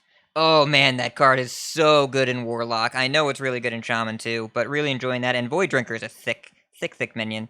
Brittlebone is wound up being easier to activate in Warlock than I expected. So I like the synergy there, but it's also very much trying to be like the best Handlock deck ever. And Handlock loses to Freeze Mage. And there's Freeze Mage in Standard. And I really enjoy playing with Mozaki, and I am so bad at it. So bad at it right now. But probably going to get some reps in that deck, because either they're going to nerf it or it's going to be really good and important to be good at. I played some Face Hunter. Seems fine, except when the Druid opponent does Druid things, and then you lose, because they heal a lot. Paladin feels... It has really high stats and feels so incredibly fair all the time that I don't really want to play it, but Paladin's also my least favorite class, so take that with a grain of salt too. And I should really have played more Rogue, because it is my best win rate class, but I've played like 7 games with it, and I like... The only reason I haven't is because I probably talked myself out of just playing Rogue, because I like it so much, but I just want to get them. And it's... Secret Passage is... I think Passage is as good as I thought it was, and Reader is a little worse than I thought it was. But Passage is pretty nutty. It's really strong. It's really good. And something that I thought of it as somewhere between Solarium and Tracking. But the difference between Passage and Solarium and Tracking is that the cards you don't use from Passage, or the cards that were in your original hand, you don't lose any of them. You don't have access to them right now, but they don't go away. They go back in your deck. And you can get them later. And that's also really relevant. There's not really a downside to playing it. I played against someone who was on a Rogue today, and they had a self-sharpening sword up, which is a great card. And they went Passage, Deadly Poison, Evil Miscreant. And that was it. And it was awesome. It was super good. That was totally worth 1 mana. And it wasn't play all 5 cards. It was just get some better stuff than I have right now. And also, the animation of Secret Passage is awesome. It's so good. The card just like, they trot out of your hand, and they're like, Bzhoo, and they go away, and then you draw 5 new cards, and they come back on the other side of the screen, they're like, Bzhoo, and then they come back to your hand. It's Hypo tweeted from on Twitter, of course that's where you tweet. Hypo tweeted, they work for Blizzard, that do you like Secret Passage because it's good, or do you like watching your cards go wee? And I said, why are you making me choose? Because I like both. So yeah, Hearthstone's fun. I don't think I answered your question. More or less. I don't know. Okay. The question was mostly like, what have you been playing? How's it done? For me, I played. Well, I've kind of been playing way too much the past 24 hours. I didn't really sleep last night. Not all of my games have stats, so that's because I was on my iPad under the covers in bed. I'm willing to bet my Mozaki Mage is a lot worse than it appears than the 50-50 on HS Replay, because I have Boomer APM, and I'm trying to work on that. I'm going to work on it more now that I finally hit Legend, but it is a difficult deck to pilot. So Freeze Mage has always been one of my favorites. I look forward to getting much better at that deck, but it takes a lot of work. My best performing has been Masochist Zoo, which is, you take a lot of damage, and sometimes you win at 1 HP or 6 HP because you have a couple of flesh giants on turn 4 or 6 or whatever. And besides that, I played about 38 games of Quest Shaman. The first 15 were ridiculous. I had like a 93% win percentage, and then I think just over the course of the day, I kept playing it, and I'm not sure if I was high rolling out of my mind for that first part, or if it was just that I had been playing for 24 hours and was super exhausted and making suboptimal plays. But it's mellowed out to a 66% win percentage. But I still am really loving Penflinger Quest Shaman. Few tech choices in there. I also managed to make what I think is the best pure paladin that I proceeded to not play very many games with before Hat handed it on to a whole bunch of people. It's really good because it takes out all the cutesy stuff and just tops the curve at 5, except for the Crusaders. You don't need pure paladin to be anything other than just piles of beef. It's just supposed to be beef. And people are trying all these fiddly things, and I think Librams might be bait. I'm not 100% sure on that. There are some Libram Paladin lists that are coming out that are starting to look better. I know Wabika has been working on so many of them, and they're starting to look pretty good. But the original lists were real questionable, but Animated Broomstick is actually really, really strong in that list. It's actually quite good in Libram Paladins, because for Animated Broomstick to be good, you have to play multiple minions that have a lot of stats in the same turn and then want to trade with them. And Libram Paladin, yes, that. So it makes sense that it found a home. And also, you can put Penflinger in that deck. And you can get him. You can fling it. It's pretty entertaining. I actually just thought of, what if you play Mount Seller, and instead of trying to get the rush minions, you just leave mana open for the broom, and then you can play your Libums and rush everything in. It's great.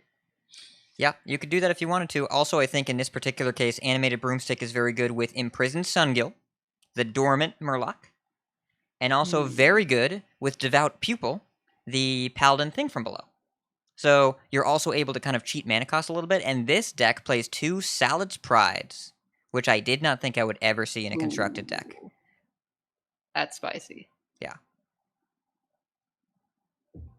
So yeah. Yeah, my thoughts on Paladin are basically that there's a Libram deck and there's a pure deck, and they should not be the same thing because they each want too many things, and those are in fact different things.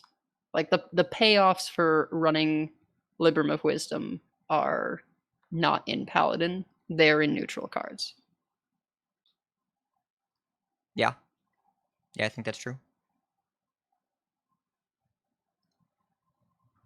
So what cards of, when we were making evaluations and things, what do people feel like we've specifically been wrong about so far? Obviously, we'll do our thing later on in the set where things have settled and we can really make definitive calls, but just after these first couple of days, what do we seem to have been wrong about? Like I mentioned, the Voracious Reader decks didn't pan out quite how we thought. Why don't you All of talk them? this time? All of them? All of the cards? I'm gonna go with most of them. I think there were a couple that I got okay, but I'm gonna say most of these were very difficult to evaluate. And still, I'm not. Bot was talking about this earlier. We can't call anything a whiff yet, and we can't really call anything a hit yet, because we're seeing so early on what's going on. In the context of the set we have now, I think you can say Guardian Animal is a good card right now. But there are a lot of cards that are still, it's way too early to evaluate, say, a card like True Aim Crescent. I don't know if that card is good or bad. I know it's cool, and I know I've seen it be good in some games, but I don't know if I'd say that is a good card that we want to play. And I don't know how to evaluate that card yet. Yeah, it's one of those cards where it's kind of like your third and fourth copy of what's the 2-drop? That makes a couple 1/1s. I should know I don't know the Demon Hunter cards super Oh, well. Umberwing? Yeah, so it's kind of like, it's almost like an Umbra Wing in that it just sets up your weapon so that, since now that you don't have 0 mana Twin Slice, you kind of want to still be attacking so you can trigger your when attack minions the turn that you play them.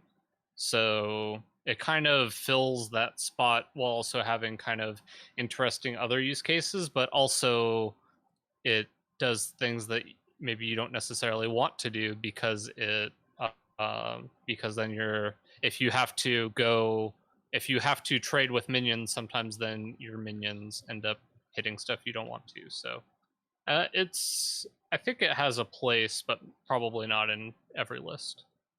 I think my favorite use is after resolving the quest that gives you 3 leper gnomes. Toxic Reinforcements.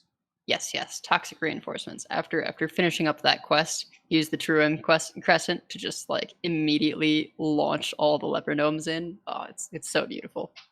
I mean, that's pretty That's actually glorious. pretty sweet. That's pretty fun. I don't know how often that's going to come up, but if you can, that's pretty juicy. Fair enough. So I think there's actually a card I'm going to bring up, and I almost regret doing it. Mindrender Illucia. So Yep. in retrospect, I think that I was right on my snap judgment of the card, and then we proceeded to be in multiple podcasts talking about that card for 30 minutes each, and ended up in a place where I thought it was better. But my snap judgment, I think, is also where I'm landing. It's a Dirty Rat. You play it if you want to disrupt someone that's trying to do a specific thing.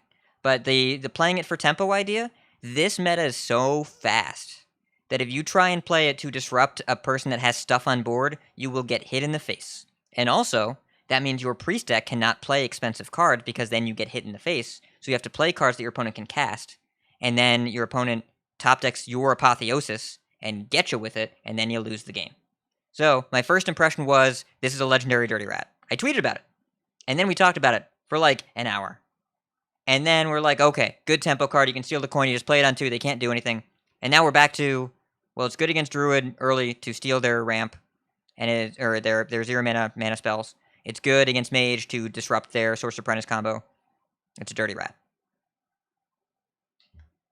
Yeah, I think where I ended up at the end of the podcast is I think where the card ended up. I don't think that it's the end all be all. I don't think that you want this in every priest deck. But I do think it has its use cases, and I think Dirty Rat is definitely the best comparison you can come to, except it's got higher use cases in that it can Dirty Rat, quote unquote, Dirty Rat spells, but it also has its more fail cases where at least Dirty Rat was a 2/6, so it had really good stats, and this definitely does not have good stats. So sometimes you would just play Dirty Rat on turn 2 against aggro and hope that it pulled a 1-drop, and then you just got way more stats than the amount of mana you paid, and it was good. But this, you can't really do that, because a 1/3 body is usually you want to pay about 1 mana for that. Yeah. 2 is too much. Yeah, I think it has a lot in common with Murzond in terms of how you run it in Priest, right? Like, you run it because in certain matchups it's really, really strong, but in others you're gonna struggle to figure out when to play it. Murzond at least is an 8/8, so there's a lot more instances where you can just sort of run that out. But there's definitely been some times where I've been Mindrender Illucia, and I sort of just completely disable my opponent, and I'm sort of sitting there wondering like why they tried to do this to me, particularly because some decks have such a very specific thing that they're doing, such as my Quest Shaman is built to double its battle cries, which you don't swap hero powers, so they aren't able to make full use of my deck. But I will say something to keep in mind. I confused myself in terms of, I was thinking that Mindrender Illucia worked like secret passage in terms of the swaps, and that I would keep the cards that I generated. It does not work that way. So Nope, goes back to them. Well, somebody I keeps made them. a It's little bit just of a not mistake you. there. Somebody keeps them, just not you. It was bad. I did a thing where I played their. They had played my Penflinger, and I played Headmaster and penanced the Penflinger so I could get my Penflinger back. And I played it, and then I bounced it again. And I shouldn't have bounced it, because if it was in play, I would have a chance at getting it back. But because I bounced it, it went to their hand. Rip. Yeah. Oops. Oh, I found a card I was super wrong about. I can say this now. I can say 100% I was super wrong about this card. Devolving Missiles. I was wrong. Devolving Missiles is awesome. And I thought it was going to be what I wrote in the set review for Shaman is we already have Earthshock, so when would this be better? And in the Mage set review, I wrote this is a tech card, but don't be fooled. We'll play this in a tempo focused deck. Okay, sometimes if the meta says so, better in Shaman. I was wrong. That was just incorrect. It's good against stealth minions. It is closer to devolve than Earthshock more often than I'd care to admit. I just want to play it in most mage decks going forward because it acts like a devolve in a class that normally can freeze things or polymorph things or kill them with damage. But this is such a good deal at 1 mana, and it ends up being more effective than I anticipated by quite a bit of by quite a large margin. So I like 2 of this go in Freeze Mage, and I wouldn't have guessed that a week ago, or guessed that Freeze Mage was good. So I'm actually interested your thoughts on Wand Thief then, Het, because I know you were not very high on that card when we were talking about it, because you weren't sure that it would fit in a lot of decks, and I feel like Wand Thief has been, when I've seen you play it, has been a really solid inclusion and seems to go in a lot of the decks that we're seeing.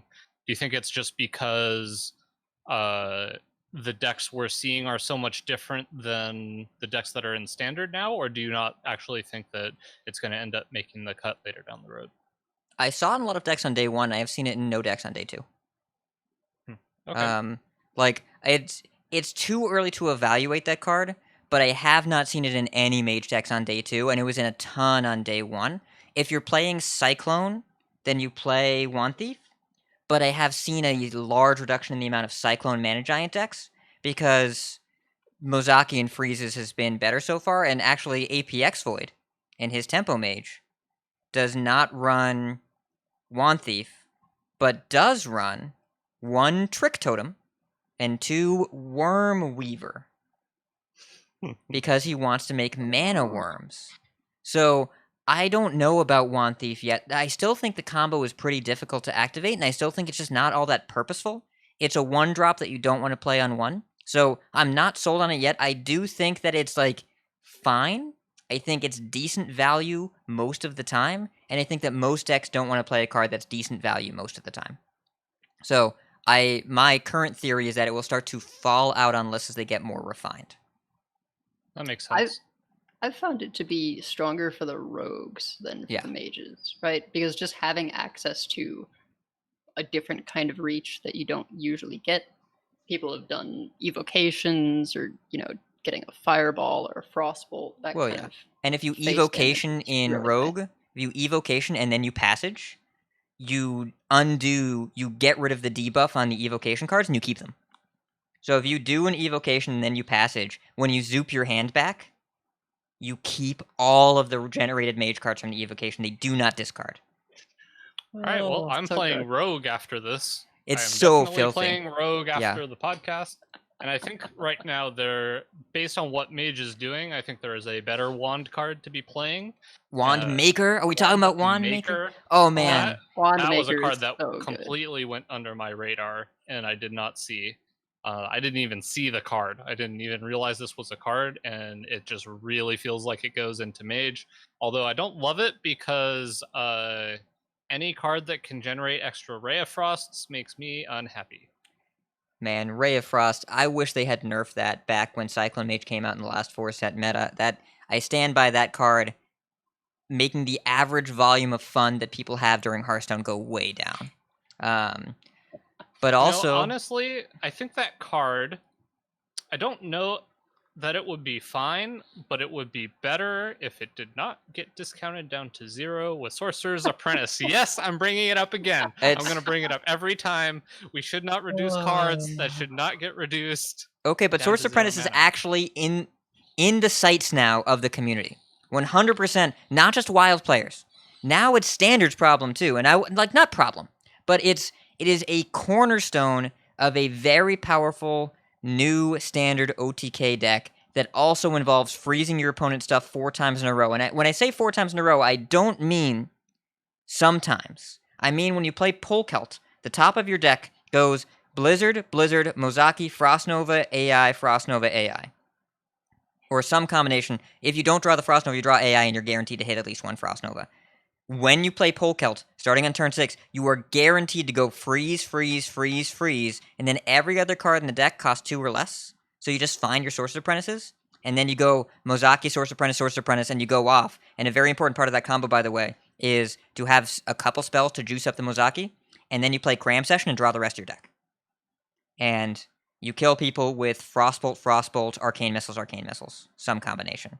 It's ridiculous, but this is not freeze 4 times sometimes. This is freeze 4 times consistently because of how your deck works. And I think that Sorcerer's Apprentice could very well see a change in the next month. Could see it. Maybe not. Maybe it will. I don't know. Just all cards that do that. I would see Apprentice going to 3 before them changing the effect. Unless they decide that that effect should not be the way that it is. And then you just make all cards not reduce things to 0 mana. Unless it's supposed to, like Devout Pupil or the Librams or any of those cards. Those cards are fine. Any card, yeah. Okay, so the text you're looking for is don't let any cards reduce other cards to 0. They can reduce themselves, but not other cards. Mhm. And maybe we have like a Libram exception specifically just for Librams. Or maybe... Well, no, because Librams essentially reduce themselves. It's a clause...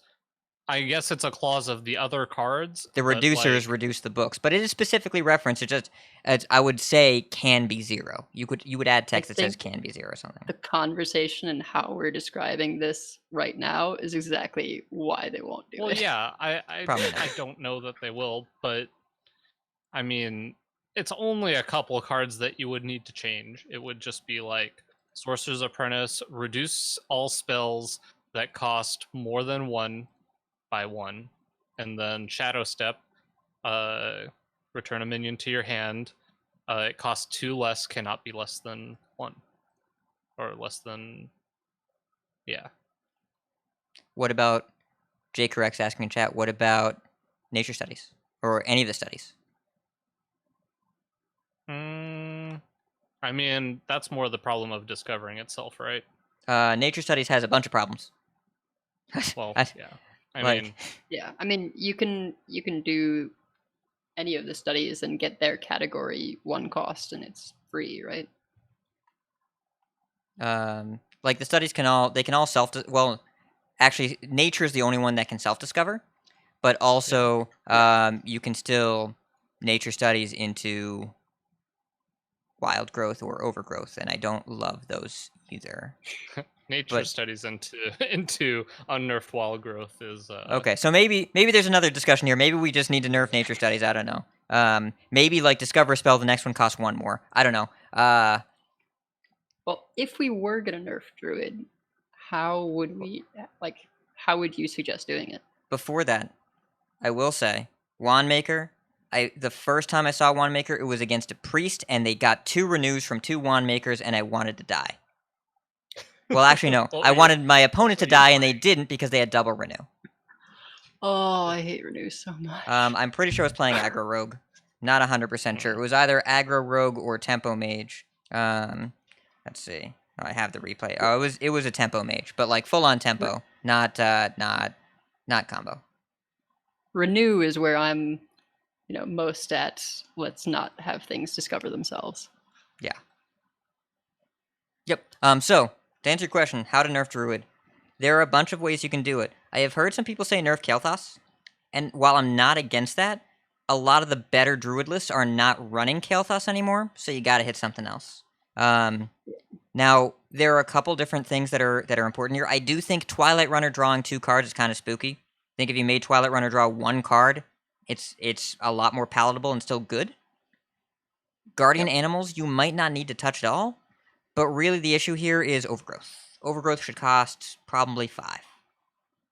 Maybe 5, and you get the full mana crystals. But like then it's just worse than Nourish. Or well, no, it's as good as old Nourish, but then they nerf Nourish too. So maybe Overgrowth should just cost 5 because Overgrowth for 4 is just, I think, is just incorrect. And all the problems particularly around. with nature studies. Well, but like, particularly with Druid cards, particularly with Lightning Bloom and Innervate and Nature Studies and Breath of Dreams and everything that Druid does, it just goes 2, 4, 7 so often, and then all the payoff cards cost 7. So Overgrowth to 5, I think, is the way to do it that actually makes a difference. Yeah, I feel like there is a world in which Overgrowth at 4 is fine, but they have now made too many cards that they would have to change for that to be okay, and so it's a whole lot easier to put Overgrowth to 5 than it is to change, the cost 0 at 7 mana or the Overflow and any of these payoff cards that you get for ramping up very quickly to 7. I think it's unfortunate because ramping into big minions is cool, and I think Overgrowth should be okay at 4, but because Druid has such strong card draw, it's just it's not really, it's never going to feel okay when your opponent goes Overgrowth on curve, particularly with the density of dragons and breath on 2. It's just like the ultimate high roll. Yeah, but like if Twilight Animals didn't if Guardian Animals into Twilight Runner did not consistently refill your opponent's hand, I think it would also be a lot more palatable. And if Twilight Runner only drew 1 card, it would be a pretty big difference. I worry about nerfing Guardian Animals because then Hunter really doesn't ever get to use it, and the issue with Druid is getting to Guardian Animals faster. Right. Yeah, and Twilight Runner, I think, still good at 1. I mean, I remember when we played Ancient of Lore to draw 2. Yeah. I don't think Twilight Runner drawing 1 would make it unplayable the way that Ancient of Lore drawing 1 became unplayable. Well, I don't think that would happen at all. The issue is that paying 5 for Twilight Runner is currently unplayable because Druid is either unfair or bad, right? Like, you don't do anything in Druid that isn't cheaty right now, and that probably needs to be looked at in a larger design scope image. And I wonder, so okay, think about this out loud. I didn't brief either of you on this. So back in the redefining classic alternate timeline, I thought of giving choose 1 to Shaman made sense, and I still think it does. But what if instead you just gave the ramp to Shaman? If they have ramp and overload, you hurry up and slow down. It kind of is naturally self-balancing. What if you gave ramp to Shaman and let Druid keep choose 1? The classic military hurry up and wait. Yeah. I don't know. Yeah, I mean, then you just have 2 mana wild growth with overload 1. That's kind of funny. I mean, like, Bloom has not been broken in Shaman. It's good, but it's not broken. It's just broken in Druid. Right. Yeah. I don't know. I wonder about that. Shaman also, in particular, is steered away from card draw, right? Like, there's, for the most part, not card draw in Shaman that does more than replace itself, with the exception of the Prime, which is totally okay because there's so many hoops you have to jump through to get that payoff. Yeah, Prime is card draw because you dust it and then make a secret passage. That is what the card draw you get out of Prime. So yeah, if we were ramping into the 10 mana spell, get 3, 5, 6 taunts, that would be fine, right? That's what I mean by fair ramp. It's when you've got the combination of card draw and ramp that stuff really starts to go off the rails. Yeah. I wonder what the world would look like if you gave the ramp and card draw to different classes, because there have been times where Druid has not had the card draw, and you need to use Nourish for cards. Whenever you need to use Nourish for cards, the deck is a lot more fair. Whereas when you're using Nourish to ramp to UI or GA or whatever, or now when Nourish is not good enough to see play in the ramp deck, like, neither of the classic ramp cards are actually seeing play in the ramp deck, and we still have too much ramp. Innervate is seeing play. Coin is seeing play. Right, but that's it. And people are playing Wild Growth, it looks like. One Some of, people. sometimes. Maybe not in. Yeah. People are maybe not discovering in Wild the Growth. list. They're discovering it.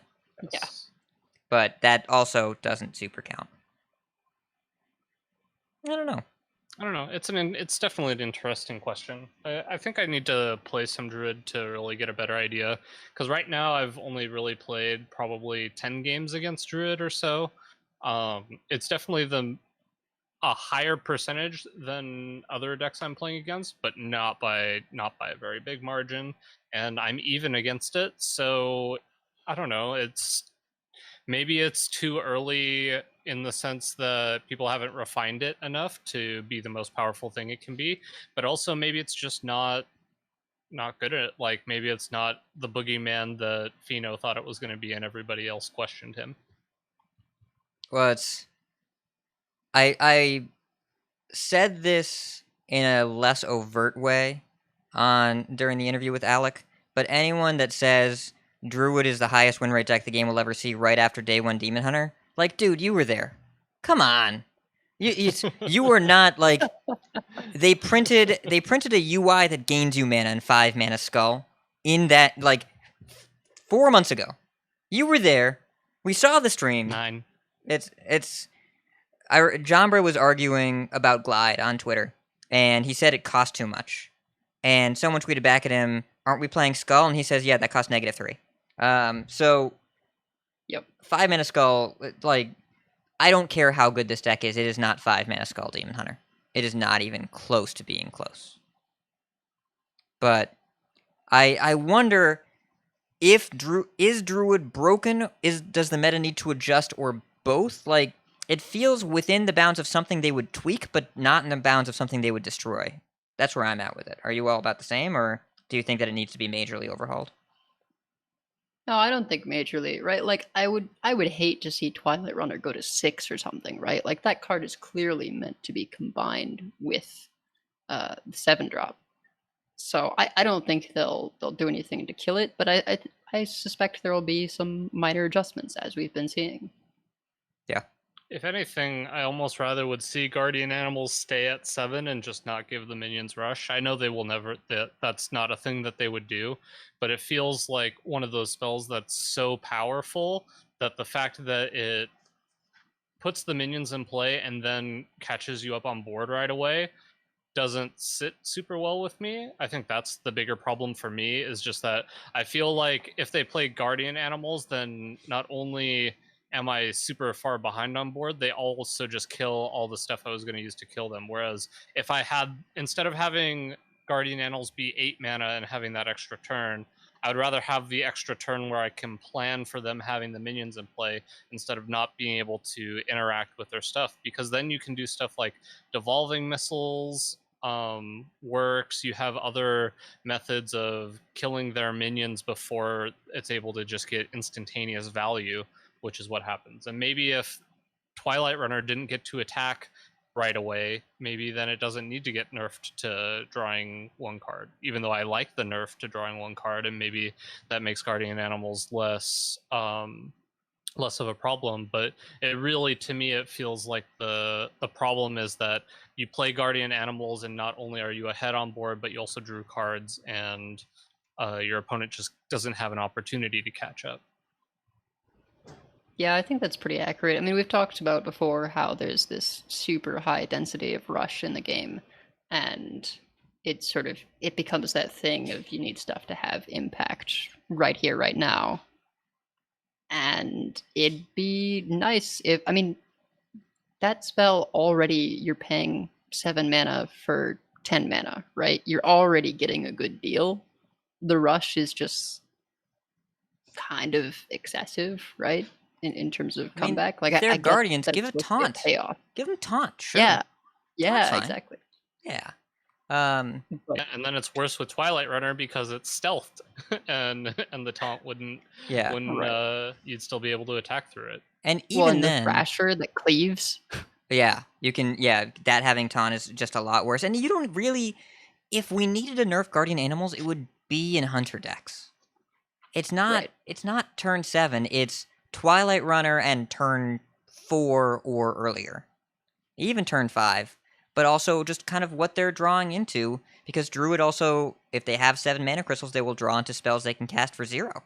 A lot of times they will get Bog Beams and Innervates and Ironbarks, and that can be pretty scary. Yeah, I don't just know. realized they put a very obvious card into Druid in Twilight Runner for Guardian Animals, and then they didn't even give one to Hunter. Why didn't they give an obvious... If they're going to give an obvious beast for Druid to be able to get with Guardian Animals so that you play it, why doesn't Hunter get one? I'm like looking at the list. Hunter has zero. Okay, Hunter has 0 class-specific 5-drop beasts that you would want from this card. You get Tundra Rhino. you can get a Tundra Rhino and then neutral beasts. Those are, or you could get a Starving Buzzard, which I mean everybody just wants to get that one. But like, so man, I wonder if they have a beast planned for next expansion for Hunter, because it seems really weird to put in Guardian Animals and then put in the 5-drop that Druids definitely want. That's the one you want to be targeting. That's the one you want to be getting. Oh yeah, And then we they knew it the just second are we like, saw oh it. yeah, Hunter, Tundra Rhino. Go face. I don't know. Like, I guess it's just you get that in Stranglethorn Tiger and get him for 7. We all know. Anytime you see beast synergy with Stranglethorn Tiger, that deck is broken. Being very sarcastic. Can't even get a Savannah Highmane. Now that would be one to get from Guardian Animals. I'd feel much better about it in Hunter if you could get out a couple Savannah Highmanes and just get them. I wonder if Savannah Highmane costs Savannah 5 Highmane, these 5 days. mana. If it costs 5 these days, how much play would it see? Probably a lot. A lot. Yeah. It's a pretty good 5-drop. Yeah. It's like a... I mean, I guess I it's mean, not it quite a was- Rot Nest It Drake, was the but Hunter it's Legendary. It was the Yeah. Hunter Legendary for a long, long time, yeah. But so to answer your question, Edelweiss, I wouldn't nerf Druid today, and I would think about it, but my original timeline was 3 weeks from release to nerf. I think that is still plausible. I could see a 2-week timeline. I think this week is very unlikely. I agree, but I think your odds are not looking great for winning this bet. good. I'm glad. I didn't want to win this bet. I definitely wanted to lose this bet, because if Druid was just a little bit more powerful and that's all we saw on day 1 and 2, like Demon Hunter, then I would be upset. I'm glad that right now things seem like they're in order, and I still think we have time. I still think that people could keep playing. People could jam the Druid deck a lot more, and maybe more streamers start playing it, and it picks up with the high-end Hearthstone community and ends up being more powerful than it seems right now as we're recording. But it doesn't look like that's the case, and that makes me happy. Yeah, I think Secret Passage is in way more danger than Druid stuff, to be honest. I've had some games against Rogue where I just get Secret Passage and I thought I had stabilized, and then I'm just dead. So that card could perhaps use a nudge. Yeah, 5 is a lot. 5 is a lot to be getting from that. 5. I think you either make it 2 mana or 4 cards. And even at 4 cards, it's still really good, because a lot of the times you don't even use all 5 of the Rogue cards. 2 mana seems correct. They won't nerf Yeah. Passage because Rogue isn't good enough. Like, I like Rogue a lot, and there are some lists to be found, but when you're talking those month 1 nerfs, you're hitting decks, not cards. Yeah, and that's fair. the Rogue decks are decent. And Secret Passage is a very powerful card. Don't get me wrong, really enjoy it. It's really, really good. But also, it's pretty not good in the Galakron list as much, and I think it kind of pushes Rogue in a different direction without making it overpowered, at least right now. I wouldn't be surprised.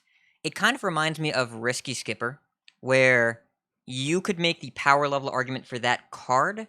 You could even sometimes make the power level argument for that deck, but it enables something without being egregious and overpowered, even though playing against it can feel frustrating sometimes, because it's format defining, but not quite meta warping.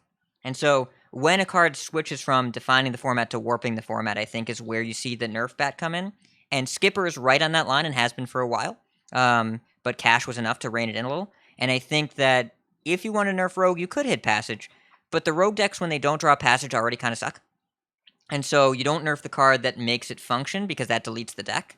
You probably hit something else in that deck to make it just a little bit less effective, but the deck's not good enough right now. If you nerfed any card in Rogue, it would just disappear, including Secret Passage.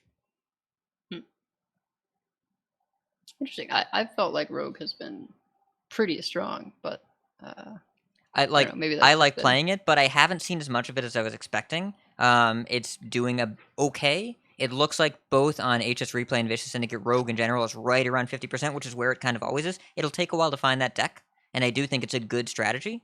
But there's never been a time I played against an aggro rogue like it's Secret Passage. I just literally can't win. Period. They just kill you with damage. But if you're behind as the rogue, Passage doesn't usually catch you up. It helps you close out a game, but it doesn't flip the board.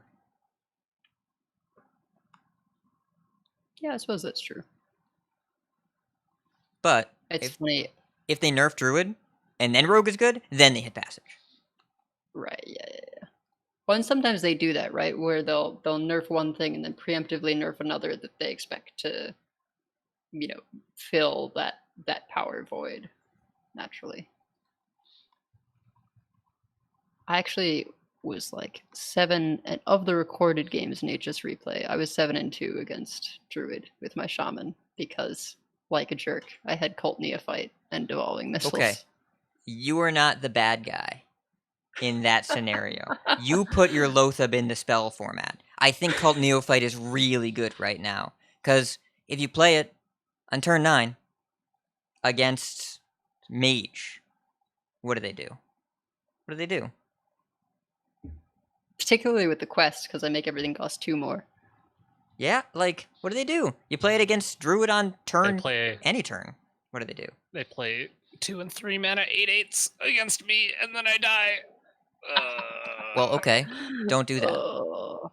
But I agree with SC2 Forever. I didn't do anything. They did it. They did it to me. It's not my fault. I agree with SC2 Forever in chat in that most likely they move Hex to 5 mana.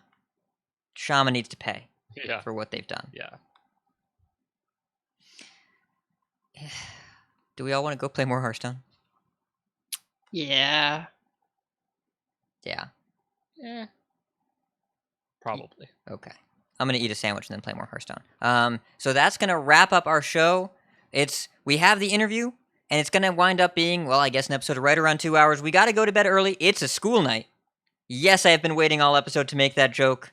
No, I'm not ashamed of myself. We have many folks we'd like to thank. Check out our thanks section on the website at coinconcede.com. You can find our contact info, our show notes, and our Patreon information. You can monetarily support us at patreon.com/coinconcede. Join us every week live by following us on Twitch at twitch.coinconcede.com. Join our community chats in our Discord at discord.coinconcede.com. Right into our email at coinconcede@gmail.com. Follow us on Twitter at CoinConcede. Like, share, and follow us on Facebook at facebook.com/CoinConcede. If you like some CC swag, head over to our shop at shop.coinconcede.com. Big thanks to our producers, Number Theory, Itinerant Wizard, Tony S., DogeDK, and Carhu. We want to give a huge CoinConcede thanks to Alec Dawson and the Blizzard PR team for helping us get the interview together, and the show was a great time talking to them. Who has CoinConcede ready? Because I sure don't. I'll go. Go ahead. So I would like to coin concede to Fly That Kite, aka Hat's wife, because she sent me a bunch of Hearthstone goodies that got sent to Hat and were to be divided among some the coin concede hosts, and got this super super comfy blanket that I'm pretty sure is from Hearthstone. I don't know for sure, but okay, yeah. So it's this really comfy blanket, and I bought this Hearthstone blanket at BlizzCon last year. That was pretty comfy, but this one is so soft. This Oh, new it's one so is incredibly soft, and yeah. so nice, and it's the best. So yeah, thank you, Fly That Kite. Good luck on getting rank 10 in Pokemon Go. You can do it, I believe. Oh yeah, that's definitely my coin concede right there. Edelweiss, who you got? Yeah, coin concede to Ed, who is the amazing guy that cleaned out my laptop, which was full of gunk and overheating horribly. Really did me a solid for only $50. That was amazing. Also, coin concede to Gallon. I expect very great things. Hopefully he won't let us down. And of course, yeah, as we said earlier, just to Alec, really amazingly passionate individual on the team. It's great to see him in lead design. He did this set. He did Saviors of Oldham, and like he said, this is still his favorite game, and I just think that's so incredible when he's been working on it for all this time. So huge shout out to Alec. Yeah, I like that guy. Want to give a big coin concede for me. Well, I've got a few of them. I gotta write this down.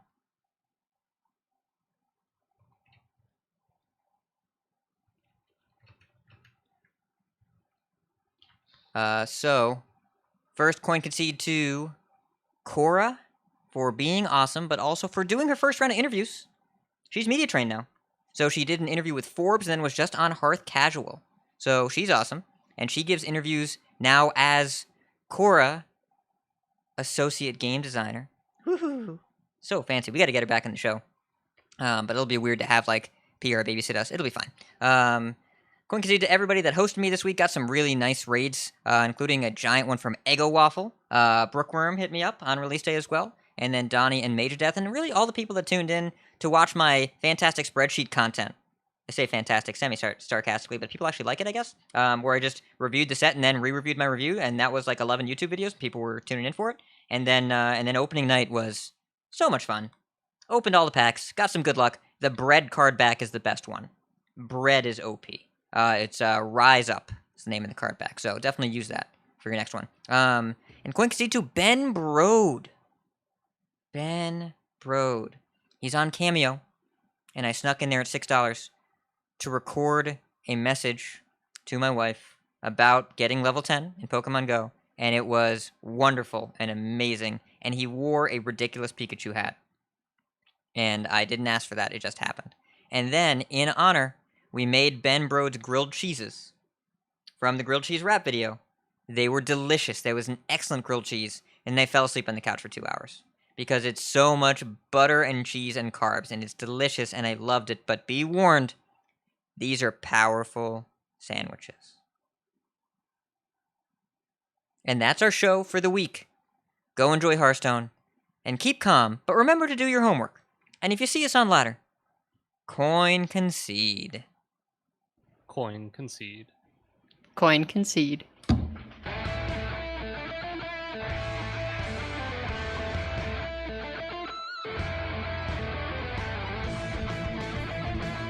Very well. The day is yours. And I'll add that in post because I'm hungry now. But thank you so much, everyone, for tuning in. We're going to stop the stream right now, but see you all on the ladder.